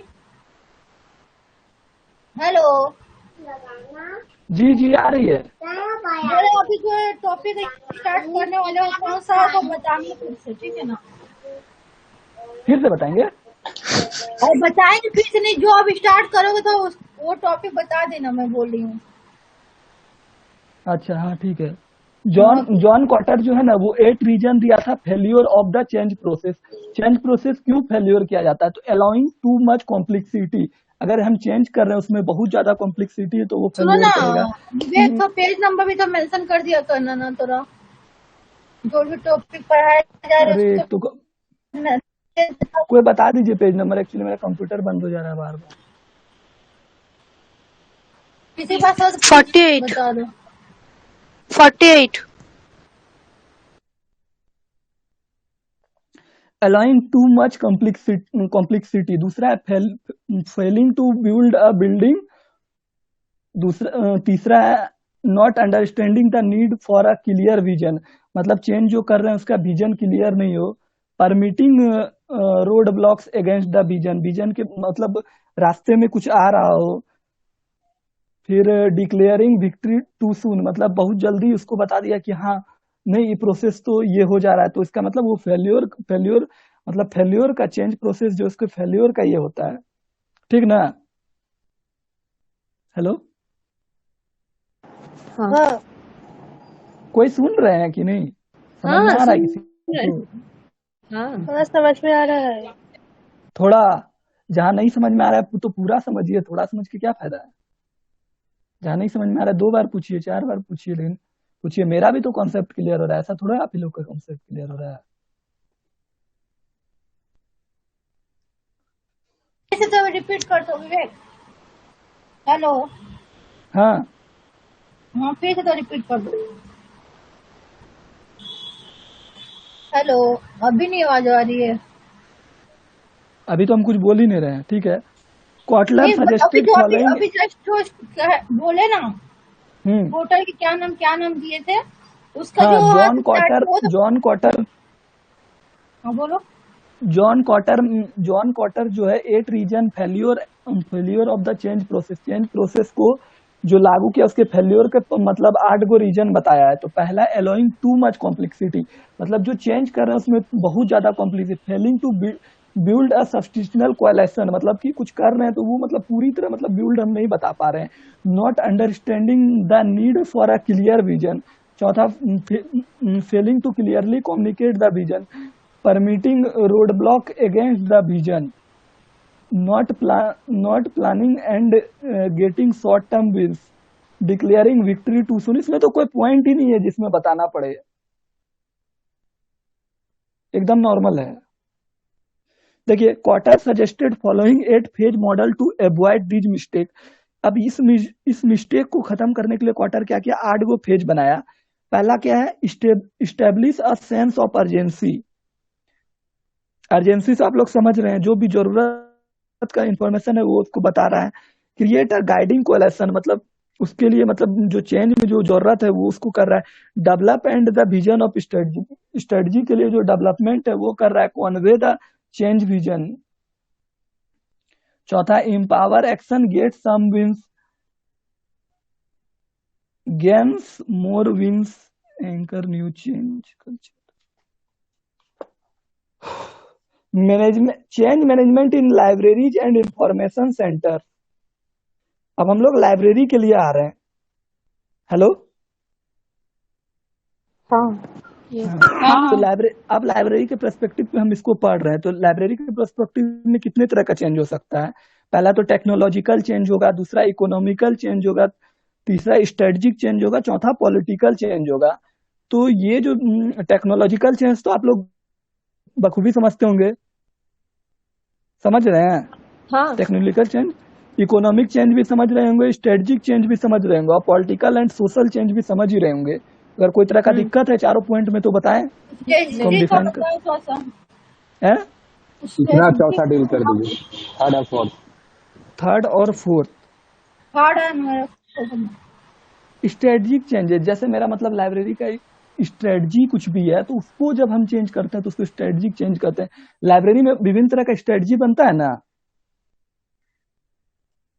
हेलो, हाँ क्या जी बता दो, एक्सप्लेन करो तो। हाँ एग्जाम्पल आगे उसको पूरा अच्छा से डिफाइन करेंगे। जैसे लाइब्रेरी में कैसे यूजर आए, कैसे यूजर अट्रैक्ट हो, ये सब स्ट्रेटजी बनता है ना। जी मतलब बुक अच्छा हो, मेरा बिल्डिंग अच्छा हो, लोकेशन सही हो, ये सब क्यों किया जाता है? क्योंकि यूजर अट्रैक्ट हो और लाइब्रेरी में आए, उसके लाइब्रेरी का नाम हो, इसलिए इसको ऐसे इसमें कोई चीज तरह का अगर हम चेंज करते हैं तो स्ट्रेटजिक चेंज हम इसको कहते हैं। बुक ज्यादा हो, है ना, फर्नीचर अच्छा हाँ। हो, वहाँ कंप्यूटर हो, ये सब होता है। कैन आई शेयर और screen? Political and social change, screen अब शेयर करें क्या? हैं? स्क्रीन शेयर करें क्या हम? स्क्रीन शेयर करें क्या बुक का? नहीं होगा रे, लैपटॉप पता नहीं बंद हो जा रहा है, हम तो मोबाइल से पढ़ा रहे हैं, चार्जिंग हम करके देखें? क्या है, क्या करना जरूरी है क्या? नहीं, जिनके पास ना हो बुक उसके लिए। अच्छा कर दीजिए।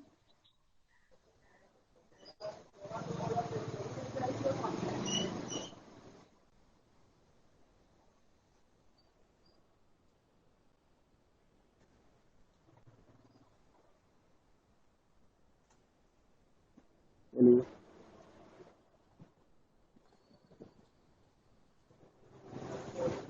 हेलो,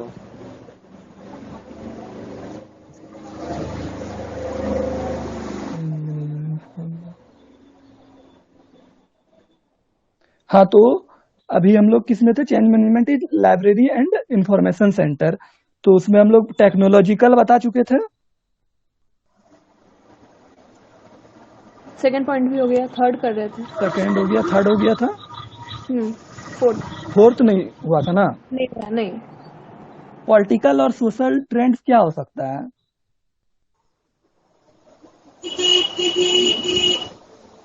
पॉलिटिकल चेंज क्या हो सकता है? पॉलिटिकल चेंज समझिए, मान के चलिए कोई एरिया में आपके क्या कहता है एमएलए और इस सब के चेंज से तो क्या मतलब लाइब्रेरी को क्या इफेक्ट पड़ सकता है बताइए। कोई एरिया में मतलब पॉलिटिकल से क्या लाइब्रेरी को इफेक्ट पड़ सकता है?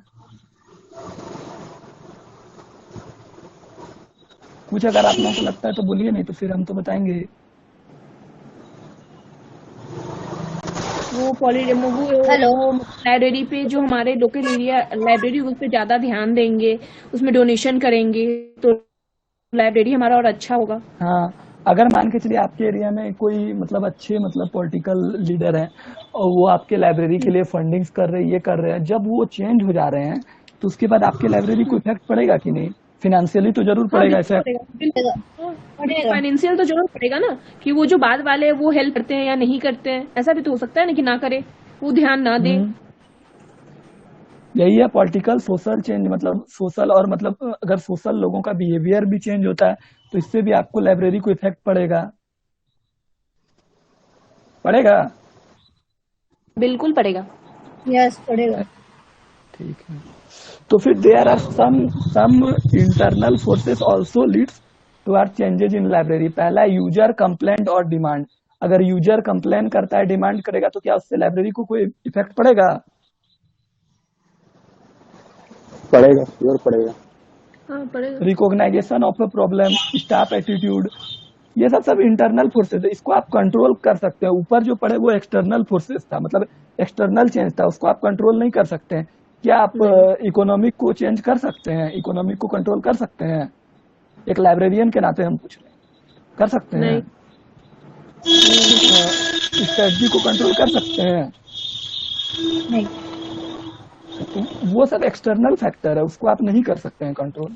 एक्सटर्नल को हम चेंज अच्छा, नहीं कर सकते, बट हम इंटरनल को कर सकते हैं, है ना। इंटरनल कर सकते। यूजर का अगर कंप्लेन और डिमांड आ रहा है, मान के चलिए मेरे लाइब्रेरी में 5,000 पुस्तक है, लेकिन आ रहा है कि नहीं, रविन्द्रनाथ टैगोर का जो लिखा गया है वो पुस्तक चाहिए, वो मेरे लाइब्रेरी में नहीं है, तो 4 गो यूजर अगर डिमांड करके डाल दिया तो क्या हम यूजर के लिए वो नहीं मंगाएंगे पुस्तक?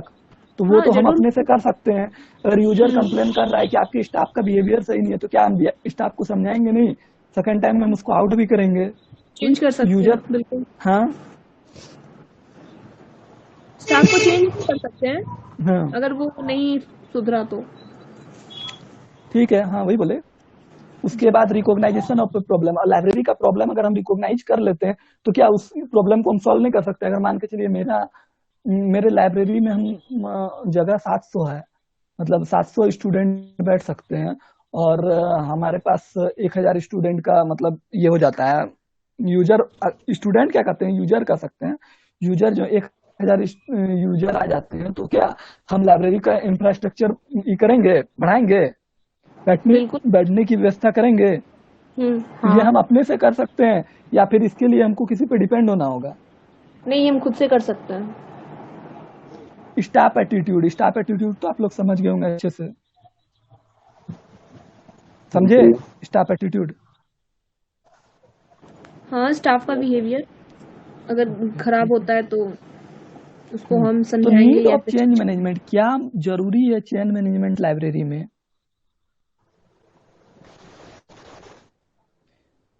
ये जो चेन मैनेजमेंट प्रोसेस जो है ना, वो बहुत ज्यादा मतलब प्रभावशील नहीं होता है लाइब्रेरी में, ठीक ना?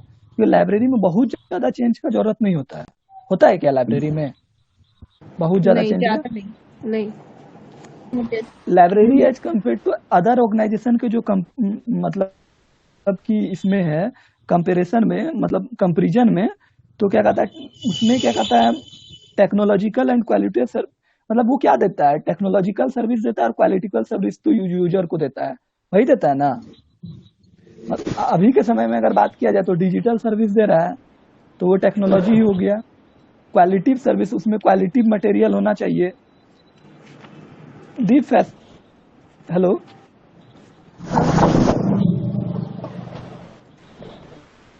यही सब है। फिर step to followed while implementing the change in library, क्या क्या स्टेप लेना चाहिए लाइब्रेरी चेंज में? पहला, मेक डिसीजन, कोई भी डिसीजन लेना पहले उसको डायग्नोसिस करना चाहिए। अगर डिसीजन को चेंज करना है तो उसके लिए डायग्नोसिस करेंगे।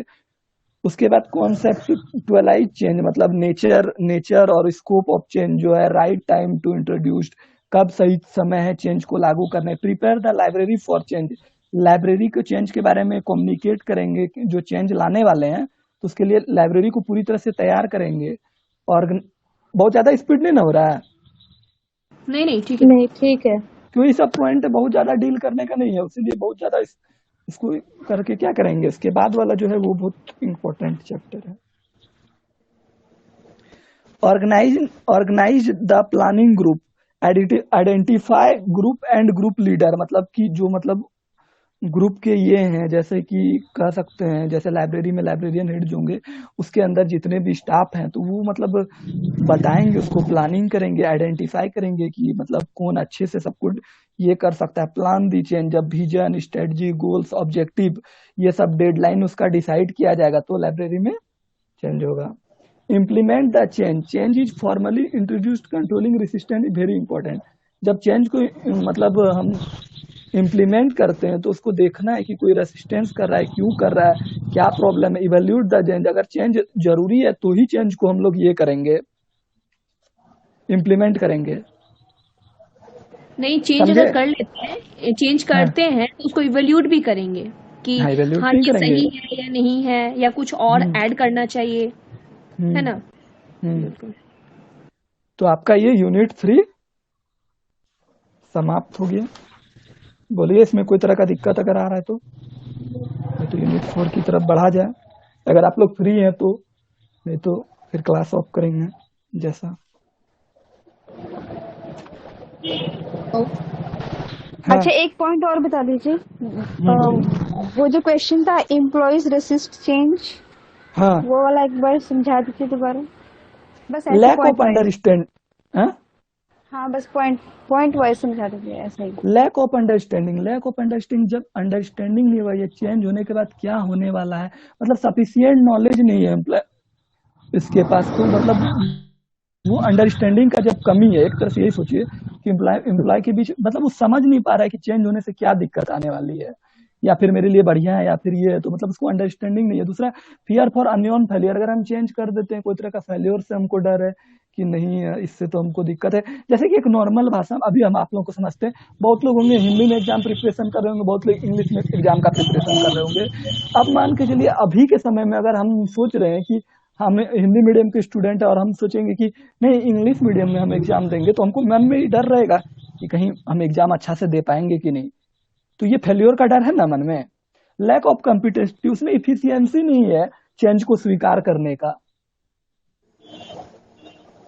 हाँ हाँ तो डर रहा है कि अगर चेंज कर देंगे तो कुछ गलत हो जाएगा या नहीं अच्छे से हो पाएगा। बस स्टार्टिंग में चेंज में जो इंटरनल और एक्सटर्नल फोर्स था उसके बारे में थोड़ा सा बता दीजिए, क्योंकि हमको बस ये वाला पॉइंट 2-3 गो है, इसको खत्म कर लेते हैं। उसके बाद एम्प्लॉयज फील ओवरलोडेड, एम्प्लॉयज को लगेगा अरे चेंज हो गया, ये तो हमको नया नया चीज अब सीखना होगा। बहुत सारे एम्प्लॉय होते हैं वो काम भी नहीं करना चाहते, तो वो ये सोचते हैं कि अरे अभी नया चीज आ गया, अब नया चीज भरो, होता है ना, तो वो ओवरलोड फील करते हैं। जेन्युइन ऑब्जेक्टिव कुछ होता है कि मान के चलिए सही का ऑब्जेक्टिव मतलब ऑब्जेक्शन रहता है कि उसको मतलब वैसा चेंज आ गया तो उसकी जिंदगी में जरूर प्रॉब्लम आ जाए। अब मान के चलिए एक कैटलॉगिंग करने के लिए पहले एक ऑर्गेनाइजेशन में 10 स्टाफ रखा जाता था, लेकिन कंप्यूटर आने के बाद 7 गो स्टाफ, तो 3 गो स्टाफ का तो जॉब भी जा रहा है ना चेंज आने से, जा रहा है जैसे क्या? एक लाइब्रेरियन है, वो पहले रजिस्टर को मेंटेन करता था, ठीक है, फिर उसे कंप्यूटर दे दिया गया, उसे कंप्यूटर का कोई नॉलेज नहीं है, तो वो क्या करेगा? हाँ फिर उसको दिक्कत ही आएगा ना।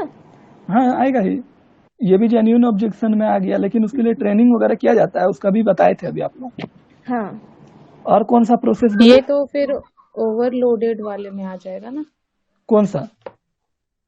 कि अगर उसको नहीं आता है स्टाफ को। हाँ जेन्युइन ऑब्जेक्शन में वही ना बोले कि अगर उसको हटा दे रहा है तो वो जेन्युइन ऑब्जेक्शन में आ जाएगा। हाँ अब 10 तो आदमी मिलके कैटलॉगिंग कर रहा था, ठीक ना, अब एक कंप्यूटर आ गया, 10 आदमी 7 आदमी का 5 आदमी का काम वही कंप्यूटर में बैठ के कर ले रहा है 2 स्टाफ, तो क्या चाहेगा? कोई भी तो कॉस्ट कटिंग चाहता है ना, कॉस्ट मिनिमाइजिंग। मैनेजमेंट का सबसे बड़ा मोटिव क्या होता है? प्रॉफिट। और प्रॉफिट कब होगा? जब आपका कॉस्ट कटिंग होगा और सेल प्रॉफिट पे होगा, तो प्रॉफिट होगा। हाँ तो अमित जी बोलिए, क्या बोले थे, कौन सा बताने? स्टार्टिंग में जो फोर्सेस की बात हुई है ना, इंटरनल और एक्सटर्नल फोर्स चेंज करने के लिए, वो बता दीजिए। अच्छा उस समय हम ज्वाइन नहीं हो पाए थे। कोई दिक्कत नहीं। एक्सटर्नल फोर्सेस और इंटरनल फोर्सेस। एक्सटर्नल जैसा कि नाम से एकदम स्पष्ट है, एक्सटर्नल मतलब बाहरी फोर्सेस, जिसको हम कंट्रोल नहीं कर सकते, जो ऑर्गेनाइजेशन के अंदर में नहीं होता है, जिस पर ऑर्गेनाइजेशन का कोई भी कंट्रोलेशन नहीं होता है, वो मतलब उस पर मतलब किसी भी, वो सिर्फ एक ऑर्गेनाइजेशन को इफेक्ट नहीं करता है, वो इनडायरेक्टली सब ऑर्गेनाइजेशन को इफेक्ट करता है।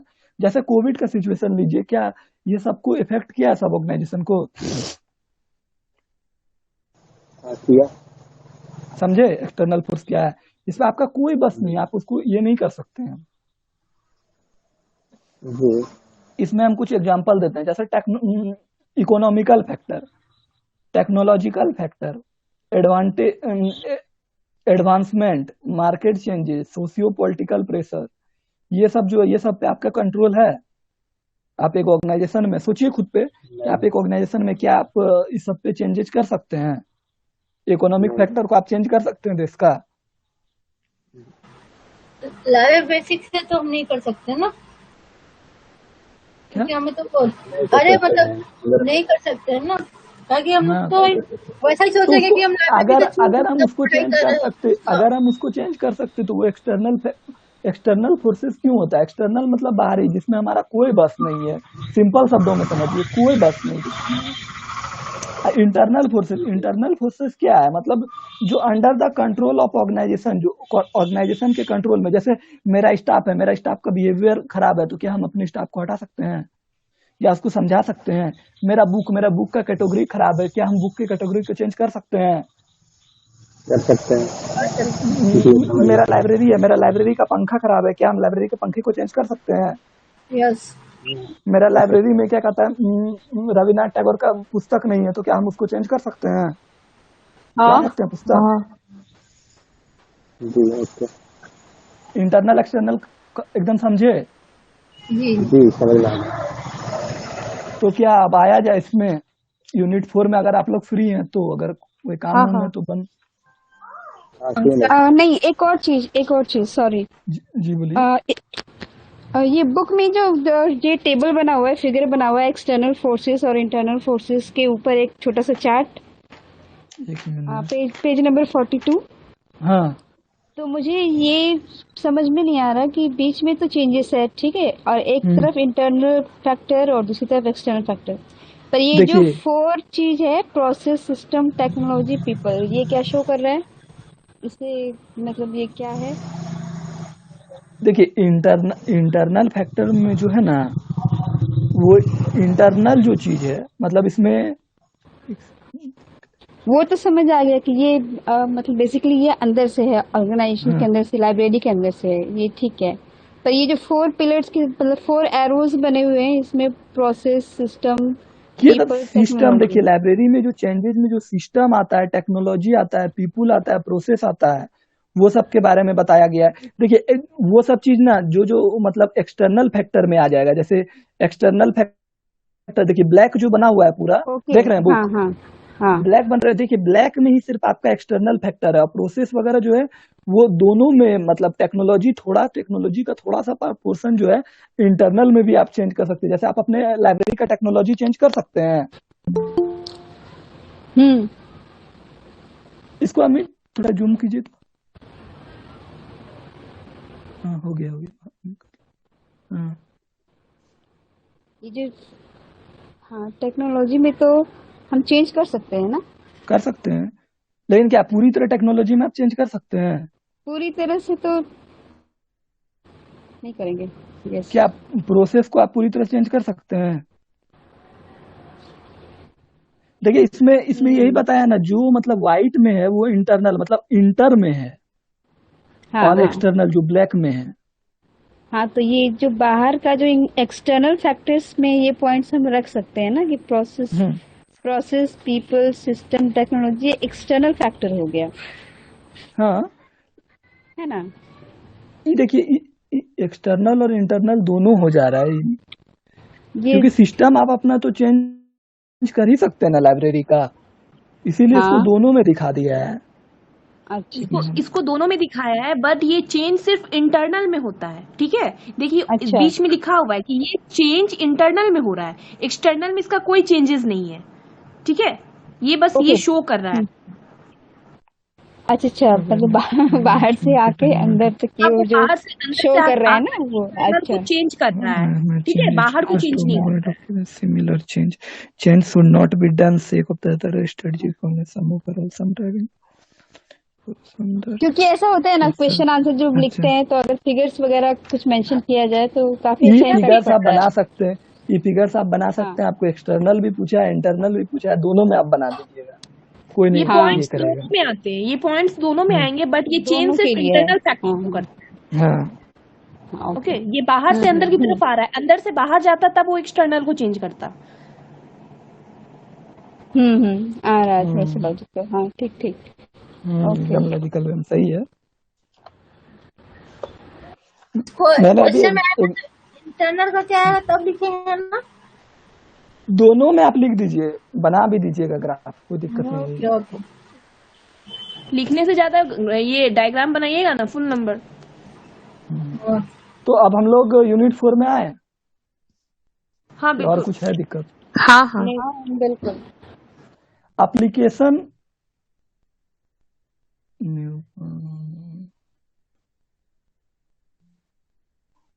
Application of principles of management in library and information centre.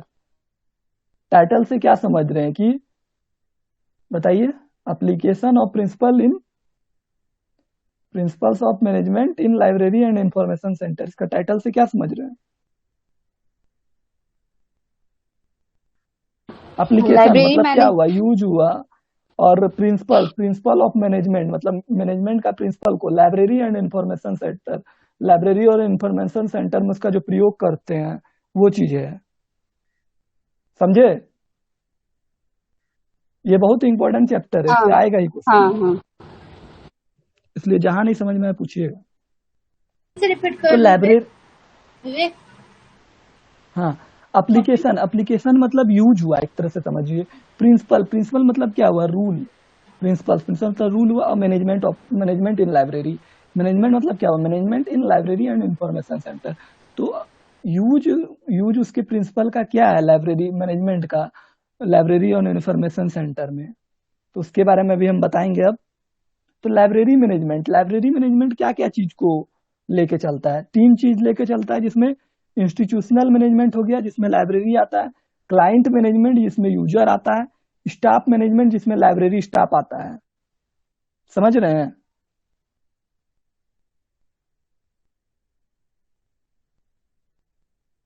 Hello, हाँ समझ में हाँ, आ जिसको रहा नहीं समझ में आए पूछते रहिएगा, ठीक ना? मेन गोल क्या होता है लाइब्रेरी का?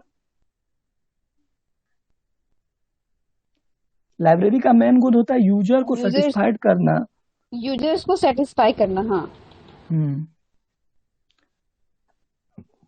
कस्टमर, मतलब उसका कस्टमर भी वही हो गया, कस्टमर को सेटिस्फाई करना इफेक्टिवली और इफिशिएंटली, जो टेक्निक मैनेजमेंट टेक्निक को अपना के, जिसमें use of management technique in library as information sector, information center. इसको क्या कहता है? हम चार्ट के द्वारा बुक में दिखाया गया है उसको हम बता रहे हैं। मैं सबसे पहला है मैनेजमेंट, बुक है सबके पास, नहीं तो अमित जी शेयर कर रहे हैं, आप लोग देख लीजिए। देख रहे हैं ना सब? हाँ बुक है, बुक पास में है। तो पहला मैनेजमेंट टेक्निक है, दूसरा कॉलम लाइब्रेरी इन यूज है, तीसरा पर्पस सर्व है। तो सबसे पहला फिनेंशियल मैनेजमेंट। लाइब्रेरी में फिनेंशियल मैनेजमेंट क्यों आवश्यक है? क्यों चाहिए फिनेंशियल मैनेजमेंट? लाइब्रेरी क्या, कोई भी चीज, कोई भी सेक्टर में जाइए आपको फिनेंशियल मैनेजमेंट आवश्यक है। आप आज घर में, आपको उसमें भी फिनेंशियल मैनेजमेंट आवश्यक है कि नहीं? हाँ है। हाँ देखिए फिनेंशियल मैनेजमेंट में क्या है? कॉस्ट बेनिफिट एनालिसिस किया जाता है, उसके बाद क्या कॉस्ट पड़ रहा है, और फिर उसको मतलब हम, मतलब सर्विस प्रोवाइड कर रहे हैं तो क्या मतलब वो फिर हमको मतलब बेनिफिट हो रहा है कि नहीं। कोई भी चीज का क्या उद्देश्य होता है? बेनिफिट करना। सोशल सर्विस की बात नहीं कर रहा हूँ। हाँ। फिनांस का कैसे, मतलब फिनेंशियल मैनेजमेंट में क्या होगा जनरली समझिए। तो फाइनेंस कहाँ से आएगा, कैसे लाइब्रेरी चलेगा, लाइब्रेरी में मतलब फिनांस का कैसे, मतलब क्या क्या विभाजन होगा, कौन कौन को कितना देना है। तो इसके लिए क्या किया जाएगा? बजट बनाया जाएगा। बजट बनाया जाएगा ना? बजट क्यों बनाया जाएगा? For preparing performance oriented budget. हर चीज के लिए मतलब मेंटेन रखने के लिए कि इसमें कितना लगेगा, इसमें कितना लगेगा। बजट, देखिए बजट, हाँ, बजट हम लोगों को क्या कहता है? For preparing performance oriented budget in libraries. वो हेल्प करता है कंट्रोलिंग में, कोऑर्डिनेटिंग में, कम्युनिकेटिंग में, परफॉर्मेंस में, इवोल्यूशन ऑफ मॉनिटरिंग। देखिए इसमें सब चीज लगभग आ गया। क्यों आ गया? क्योंकि बजट में तो हमको अपना स्टाफ जो है उसका सैलरी भी तो डालना होगा कि नहीं? हाँ। ठीक है। तो फिर अब चेंज मैनेजमेंट में आते हैं। चेंज मैनेजमेंट में यहाँ देखिए एकदम simple, use in library, computerization and automation हुआ, तो चेंज ही हुआ ना change. Implementing need based of change, मतलब ये कह रहा है कि नीड के अनुसार उसको चेंज किया गया। कॉस्ट बेनिफिट एंड कैलकुलेट करेंगे, क्या कहता है मतलब कि determine cost as well as benefit, मतलब जो कॉस्ट हमको लग रहा है और जो मेरा सेल से आ रहा है, मतलब सेल नहीं समझिए, एक तरह से हमको सर्विस देने से जो आ रहा है प्राइस, उसको सेल ही कर सकते हैं। तो उससे जो प्राइस आ रहा है तो क्या क्या मतलब हमको बेनिफिट है या नहीं। Cost value of automating library, ये सब है। डेल्फी टेक्निक फॉरकास्टिंग के लिए, for making good plans. Human relation with user, अगर आपका यूजर के साथ अच्छा रिलेशन होगा तो चेंज। सुन रहे हैं ना सब? हाँ। पूरा बता दे रहे हैं, इसमें जो डाउट होगा पूछ लीजिएगा क्योंकि बहुत बड़ा टेबल है ये।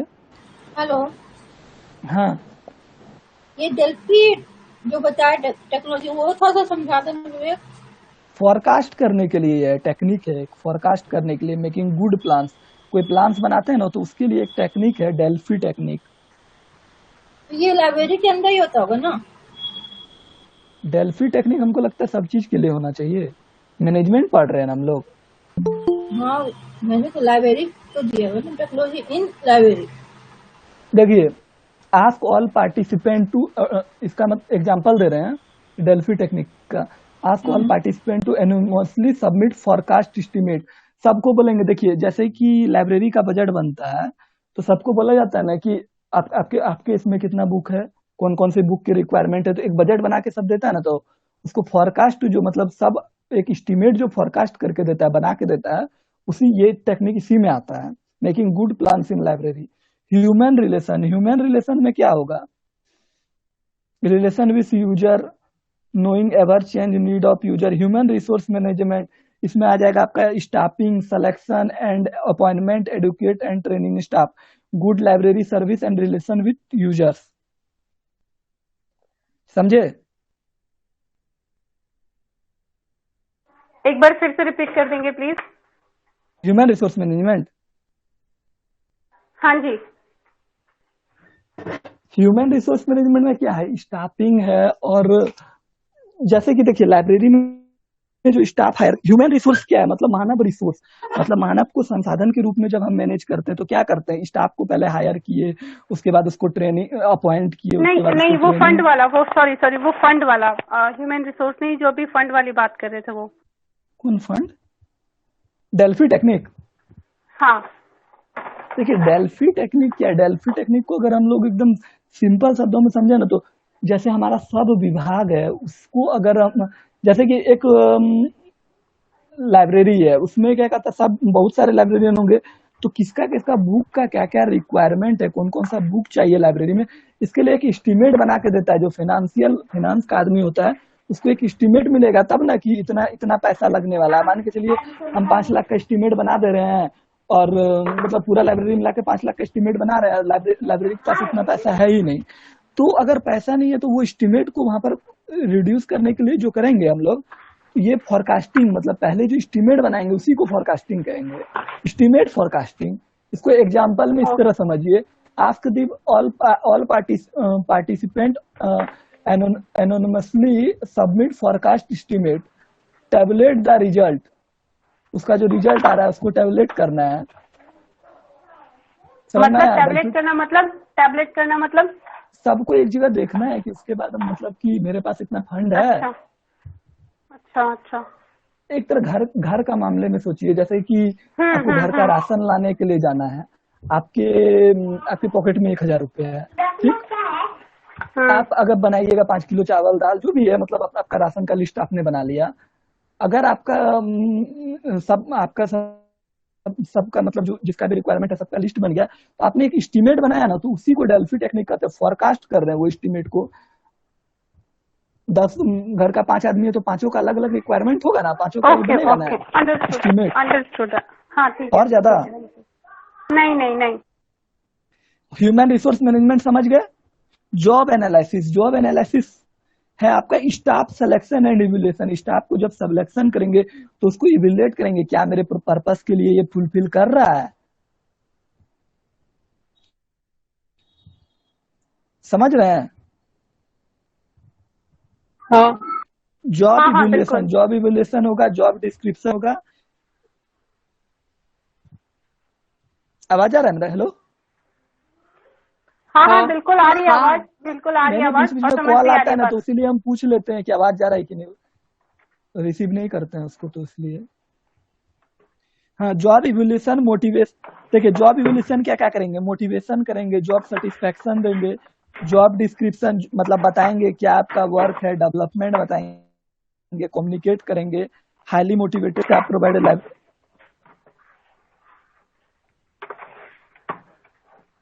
आवाज नहीं आ रही है, अभी हम कुछ बोले नहीं बोले नहीं, पता है अब लाइट आ गया ना, लैपटॉप चार्ज में लगा देते हैं तो अच्छा से क्लास चलेगा, बंद हो जा रहा था बार बार। कब से क्लासेस हाँ स्टार्ट हुई हैं? पता नहीं, 11 11:30 बजे आसपास। अच्छा। और अभी हमको लगता है ये पूरा कंप्लीट जब तक नहीं होगा तो खत्म चलेगा ही क्लास। हाँ चलेगा ना, ठीक है, ये बेटर है। बहुत बड़ा टेबल है, इसको उतना उतना नहीं बताते हैं, थोड़ा थोड़ा बता देते हैं। मैनेजमेंट बाय ऑब्जेक्टिव, ऑब्जेक्टिव होना चाहिए। उसके बाद मैनेजमेंट इंफॉर्मेशन सिस्टम, MIS जिसको कहते हैं, MIS सब सुने होंगे। Decision making, good and faster decision making, help in monitoring, marketing, marketing होना चाहिए। इंफॉर्मेशन प्रोडक्ट सर्विसेज, किया हुआ है। Information product and services, market research, motion and time strategy. सब रखो। ओह माइक ऑफ कीजिए देखिएगा, प्लीज। जो पॉइंट नहीं समझ में आया फटाफट सॉरी। पूछिएगा, ठीक ना। Work strategy, measurement, network analysis, operation research, ये सब में सब नॉर्मल पॉइंट है। PERT और CPM तो आप लोग जानते ही होंगे। इसमें क्या क्या आता है? PERT, ये समझा दो मुझे। हाँ तो PERT CPM में आता है ना, CAS आता है, SDI आता है, ये सब बताई थी वो रोशनी दी उस दिन क्लास जो ली थी। शायद कुछ लोग करंट absent थे, अवेयर, इसलिए। करंट अवेयरनेस SDI नहीं सर्विसेज। बताई थी, CS बताई थी। SDI कहाँ बता पाई थी? अच्छा, SDI नहीं बताइए, क्योंकि SDI के थोड़ा बारे में थोड़ा इसमें थोड़ा थोड़ा एलेबोरेट कर दो ना, थोड़ा थोड़ा ऐसे 2 लाइन 3 लाइन, मतलब थोड़ा रफ ओवरव्यू दे दो अगर, इफ पॉसिबल देन। नहीं पॉसिबल तो है, लेकिन बहुत डीप में जाना पड़ता है ना। अच्छा, इम्पोर्टेंट नहीं है। एग्जाम का इसे लेके चल रहे हैं, खैर कोई नहीं। SDI बहुत बड़ा चीज नहीं है, सेलेक्टिव डिसिमिनेशन ऑफ इंफॉर्मेशन है। तो इसमें क्या मतलब, कुछ इंफॉर्मेशन होता है जो मतलब एकदम सेलेक्टिव पीपुल को ही दिया जाता है, जैसे कि रिलेटेड टूल्स। SDI एक मतलब टूल्स है जो रिसोर्स को कीप, मतलब यूजर इन्फॉर्म करता है, न्यू रिसोर्सेस, नया जो रिसोर्स आता है और स्पेसिफाइड टॉपिक, किसी स्पेसिफाइड टॉपिक पे नया जो रिसर्च आता है। लेकिन करंट अवेयरनेस सर्विस जो है, समझ रहे हैं? हेलो, हाँ बिल्कुल समझ रहे हैं। करंट अवेयरनेस सर्विस जो है about the new acquisition of library है। SDI प्री डेट होता है, वो वर्ल्ड वाइड वेब हो गया, SDI का ये सब। और करंट अवेयरनेस सर्विस तो जो नया चीज आ रहा है उसको जो इम्प्लीमेंट कर रहे हैं उसको करंट अवेयरनेस सर्विस मिलेंगे। PRT हो गया। उसके बाद प्रोजेक्ट मैनेजमेंट, उसमें ऑटोमेटिंग है और डिजास्टिंग है to handle big project in libraries. कोई नया प्रोजेक्ट मिल गया लाइब्रेरी को तो उसको कैसे हैंडल करना है। स्वॉट एनालिसिस, स्वॉट एनालिसिस तो हमको लगता है बहुत लोग जानते होंगे। स्वॉट क्या है? SWOT, S मतलब स्ट्रेंथ, W मतलब वीकनेस, O मतलब अपॉर्चुनिटी, T मतलब थ्रेट्स। ये किसी भी चीज में आपको आएगा। आप एक इंडिविजुअल एग्जांपल लीजिए, जैसे कि जो भी है किसी का भी नाम ले लीजिए। जैसे मेरा नाम विवेक है तो मेरा कोई ना कोई मतलब कि ये होगा, स्ट्रेंथ होगा, मेरा कोई वीकनेस होगा, मेरे लिए कोई अपॉर्चुनिटी होगा, मेरा बहुत सारे कॉम्पिटिटर्स होंगे ना। स्वॉट समझ में आया? स्वॉट आया किसी को समझ में?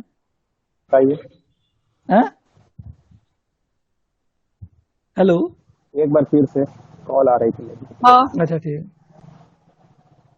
हेलो, हाँ बता रहे हैं। स्वॉट देखिए, SWOT, S for strength, W for weakness, O for opportunity, T for threats. जैसे मेरा एग्जांपल ही लेते हैं, मेरा नाम विवेक हुआ। मेरा क्या कहता है, कुछ स्ट्रेंथ होगा, मेरा कोई वीकनेस होगा, मेरे लिए कोई अपॉर्चुनिटी होगा, और मेरा थ्रेट्स होगा, मेरे लिए बहुत मतलब कंपटीशन मेरे लिए होगा। उसी तरह लाइब्रेरी में भी होता है स्वॉट एनालिसिस कि मेरा क्या स्ट्रेंथ है, तो स्ट्रेंथ को और बना के रखता है। क्या वीकनेस है, वीकनेस का क्यों पता करेंगे आप अपना, उस वीकनेस को सुधारेंगे। अपॉर्चुनिटी, अब लाइब्रेरी को अपॉर्चुनिटी मिला, मान के चलिए हम एक जगह लाइब्रेरी खोल रहे हैं, उस एरिया में 400 किलोमीटर तक कोई लाइब्रेरी नहीं है, तो वो मेरे लिए अपॉर्चुनिटी हो गया ना, समझे? हाँ अब हम एक लाइब्रेरी खोल रहे हैं, मेरे 10 किलोमीटर में 10 तो लाइब्रेरी है, तो वो मेरा थ्रेड्स होगा। वो थ्रेड्स से कैसे निकलना है, उसके लिए ये करना होगा। यही स्ट्रेटजी अपनाते हैं। उसके बाद समझ गए स्वॉट? स्वॉट इम्पोर्टेंट है, नहीं समझे तो बोलिए फिर। नहीं समझे। फिर से बोलो। नहीं समझे? नहीं। लिखिए SWOT, S for strength, W for weakness, O for opportunity, T for threats. ये किसी मतलब एक तरह का टूल है जो आपको मतलब एनालाइज करता है। जैसे अमित जी है, तो अमित जी का कोई मतलब ये होगा स्ट्रेंथ होगा, उनका कोई वीकनेस भी होगा, उनका कोई अपॉर्चुनिटी भी उनके लिए होगा, उनके लिए थ्रेट्स भी होगा, सबके लिए होता है। तो अब अमित जी जो है अपना स्ट्रेंथ को तो बनाए ही रखेंगे, लेकिन अपना वीकनेस भी जानना चाहेंगे। वो अपना वीकनेस जान के अपने वीकनेस को भी मतलब इम्प्रूव करने का कोशिश करेंगे, थ्रेट्स। अब अपॉर्चुनिटी, उनके लिए जो अपॉर्चुनिटी होगा वो अपॉर्चुनिटी को एडॉप्ट करने का कोशिश करेंगे, मतलब उसको। आप मेनली ये बताइए कि इसकी इम्प्लीमेंटेशन कहाँ पे है? लाइब्रेरी में शायद समझे। लाइब्रेरी और यूटिलाइजेशन क्या है? क्या पूछ रही हूँ?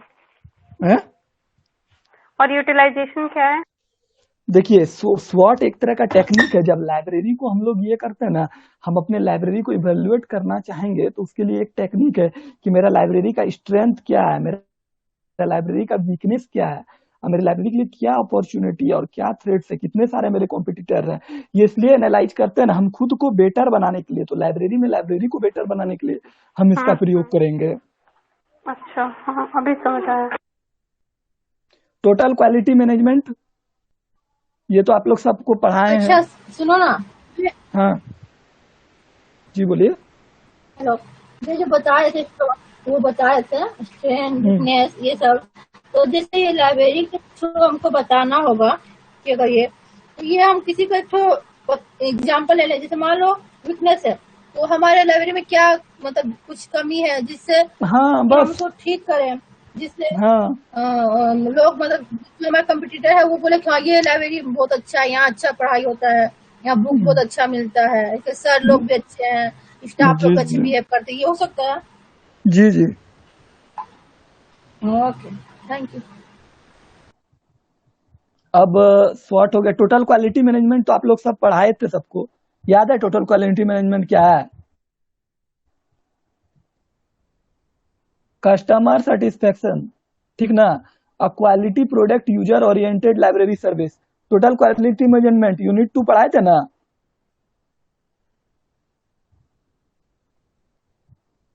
हाँ।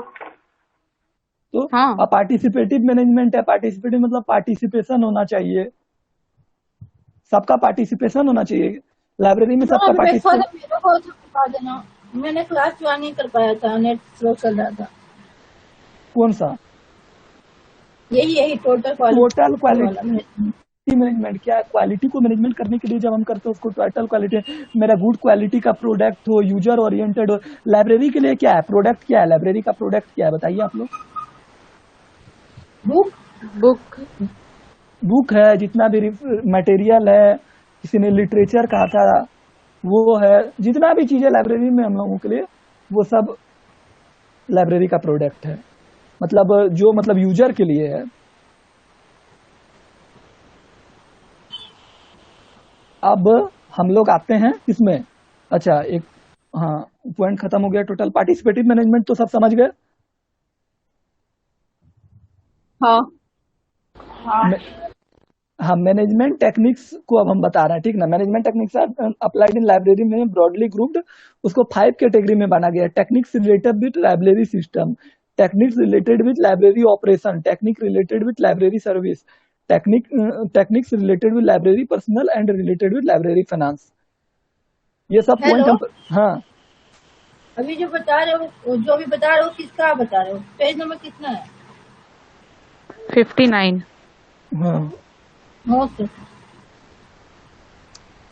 Application of element and principle of management in library and information centre. इसमें एक चीज याद रखिए, अगर लाइब्रेरी का इंफॉर्मेशन मतलब मैनेजमेंट का कहीं भी अगर आपको यूज बताना है ना, तो एक चीज अपने दिमाग में रख लीजिए, POSDCORB, post कोर्ब।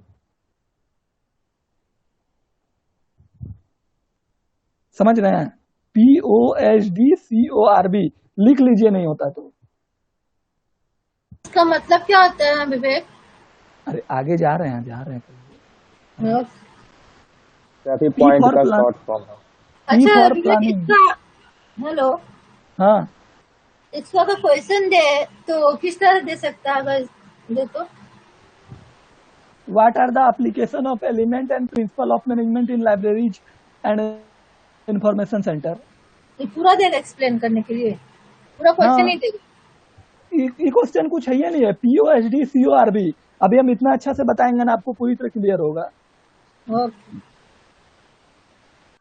P stand for planning, O stand for organizing. मैं बाहर हूँ, प्लीज कोई नोट कर लेना ना।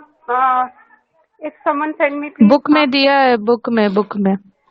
Okay, thank you. Actually, I am outside the home. S stand for staffing, D stand for directing, O stand for coordinating, R stand for reporting. Sorry, CO stand for coordinating, R stand for reporting, B stand for budgeting.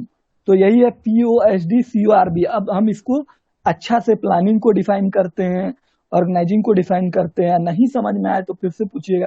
Planning किसी भी मतलब organisation के लिए first step है। जैसे library में लिखते हैं, लाइब्रेरी में क्या करें, किस तरह का प्लानिंग करेंगे?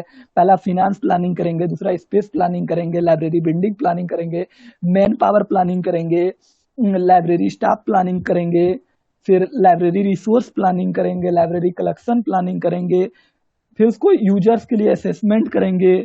ये सब समझ रहे हैं एकदम, कि और थोड़ा डिफाइन करना है इसको प्लानिंग के? हेलो, समझ रहे हैं। थोड़ा सा मुझे 1 मिनट बाद तुझे करती हूँ। थोड़ा सा कोई आया है दरवाजे पे, ठीक है? ये मुझे कुछ पूछना है इससे। ओके, ठीक है। ऑर्गेनाइजिंग क्या है? प्रोसेस है, building structure framework of organisation.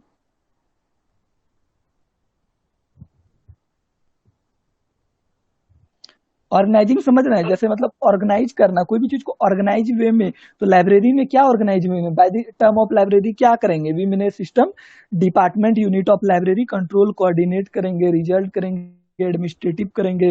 ये सबको ऑर्गेनाइज वे में करेंगे।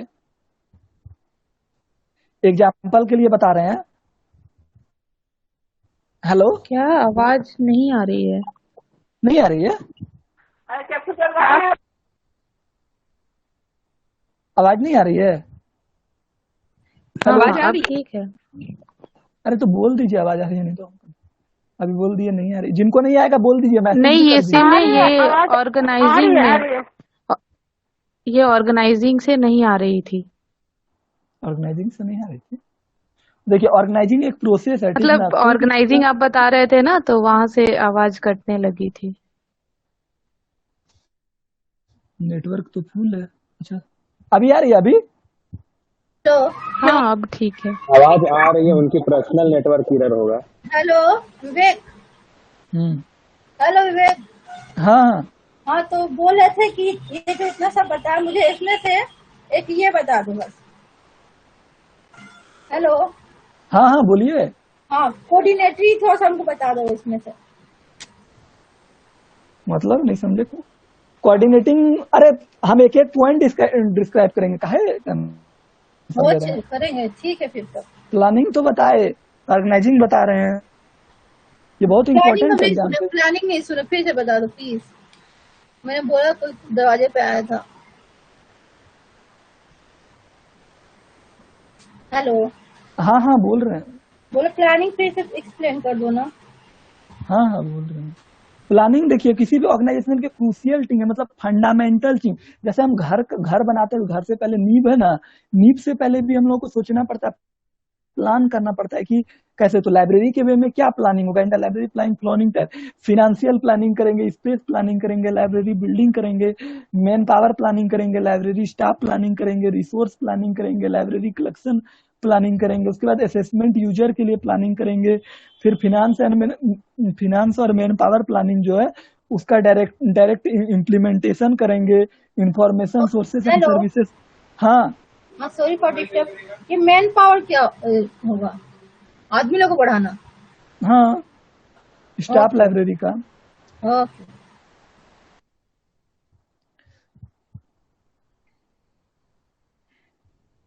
रिकॉर्डिंग भी बहुत लंबा हो जाएगा अगर पूरा इतना इतना करेंगे तो। ठीक है। ऑर्गेनाइजिंग रिकॉर्डिंग भी क्या कर रहे हैं क्या क्लास का? हाँ।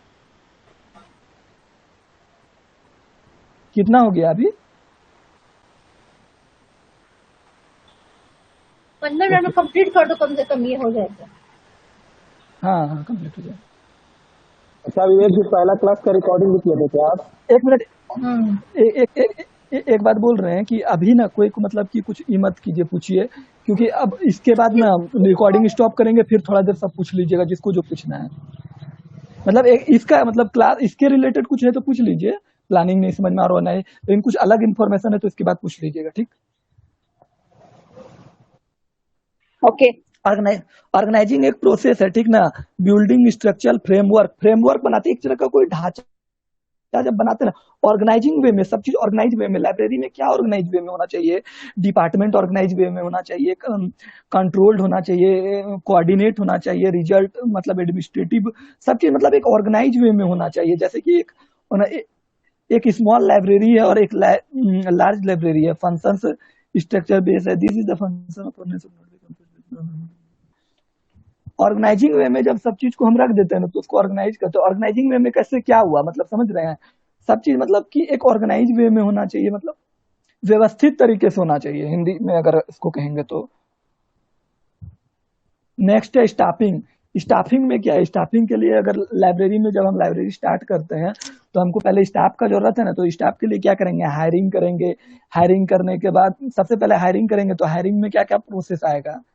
पहला आएगा एप्लीकेशन लेंगे, उसके बाद उसको सेलेक्ट करेंगे, उसके बाद एग्जाम लेंगे, एग्जाम लेने के बाद फिर इंटरव्यू लेंगे, इंटरव्यू लेने के बाद सेलेक्ट करेंगे, उसके बाद प्रॉपर ट्रेनिंग देंगे, उसके बाद उसको लाइब्रेरी में इम्प्लीमेंट करेंगे। तो ये हो गया आपका स्टाफिंग में। डायरेक्टिंग में देखिए, डायरेक्टिंग ये मैनेजर का सबसे मेन फंक्शन है। इसमें गाइडिंग हो गया, लीडिंग हो गया, मोटिवेटिंग हो गया, आपका मोटिवेटिंग हो गया, ये सब फंक्शन है।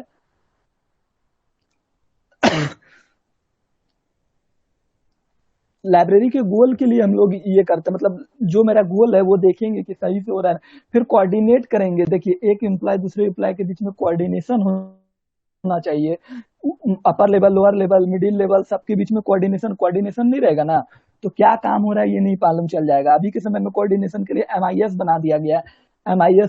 MIS इसलिए बना दिया गया कि आपका पर डे का डाटा अपलोड रहता है, तो ये रिपोर्टिंग में आपका आ जा रहा है। आवाज आ रही है ना? हाँ ठीक है, रिपोर्टिंग हो गया। उसके बाद बजटिंग तो फिनेंशियल प्रिपरेशन है कि बजटिंग तो आप लोग सब घर में करते होंगे, बजटिंग बारे में तो कोई मतलब ज्यादा कुछ बताना है नहीं। फिनेंशियल प्लानिंग एक तरह से इसको बजटिंग को हम कर सकते हैं। मतलब बजट बनाएंगे, मेरा इतना खर्चा होने वाला। बजट हमेशा एक्सेस होना चाहिए, एक्चुअल एक्सपेंस से एक्सेस होना चाहिए, एक्चुअल एक्सपेंस से कम नहीं होना चाहिए। क्योंकि आपने मान के चलिए आपने अपना घर बनाने का प्लान किया और आपने 5 लाख लाइब्रेरी का बिल्डिंग बनाने का ही प्लान किया और आपका 5 लाख रुपए लाइब्रेरी बिल्डिंग में लग रहा है सब जोड़ के, तो क्या आप 5 लाख का बजट बनाइएगा? सब सोच है ज्यादा का बनाएंगे। हाँ ज्यादा का बनाएंगे। यही है, ये समझ में आ गया ना? POSDCORB का क्या यूज है लाइब्रेरी में? रिपोर्टिंग एक बार बताइएगा ना। रिपोर्टिंग देखिए, रिपोर्टिंग में होता है क्या? लोअर लेवल अपने से ऊपर लेवल को बताता है, ऊपर से ऊपर लेवल को बताता है। तो इससे क्या बेनिफिट है कि मेरा लाइब्रेरी का काम सही तरीके से चल रहा है कि नहीं, ये मालूम चलेगा। अगर कोई तरह का दिक्कत है तो उसको ठीक किया जाता है। ये रिपोर्टिंग मिलने के बाद परफॉर्मेंस ऑफ लाइब्रेरी इसी से मतलब हम जज कर सकते हैं। ओके ठीक है। और कोई दिक्कत? नहीं। एक मिनट।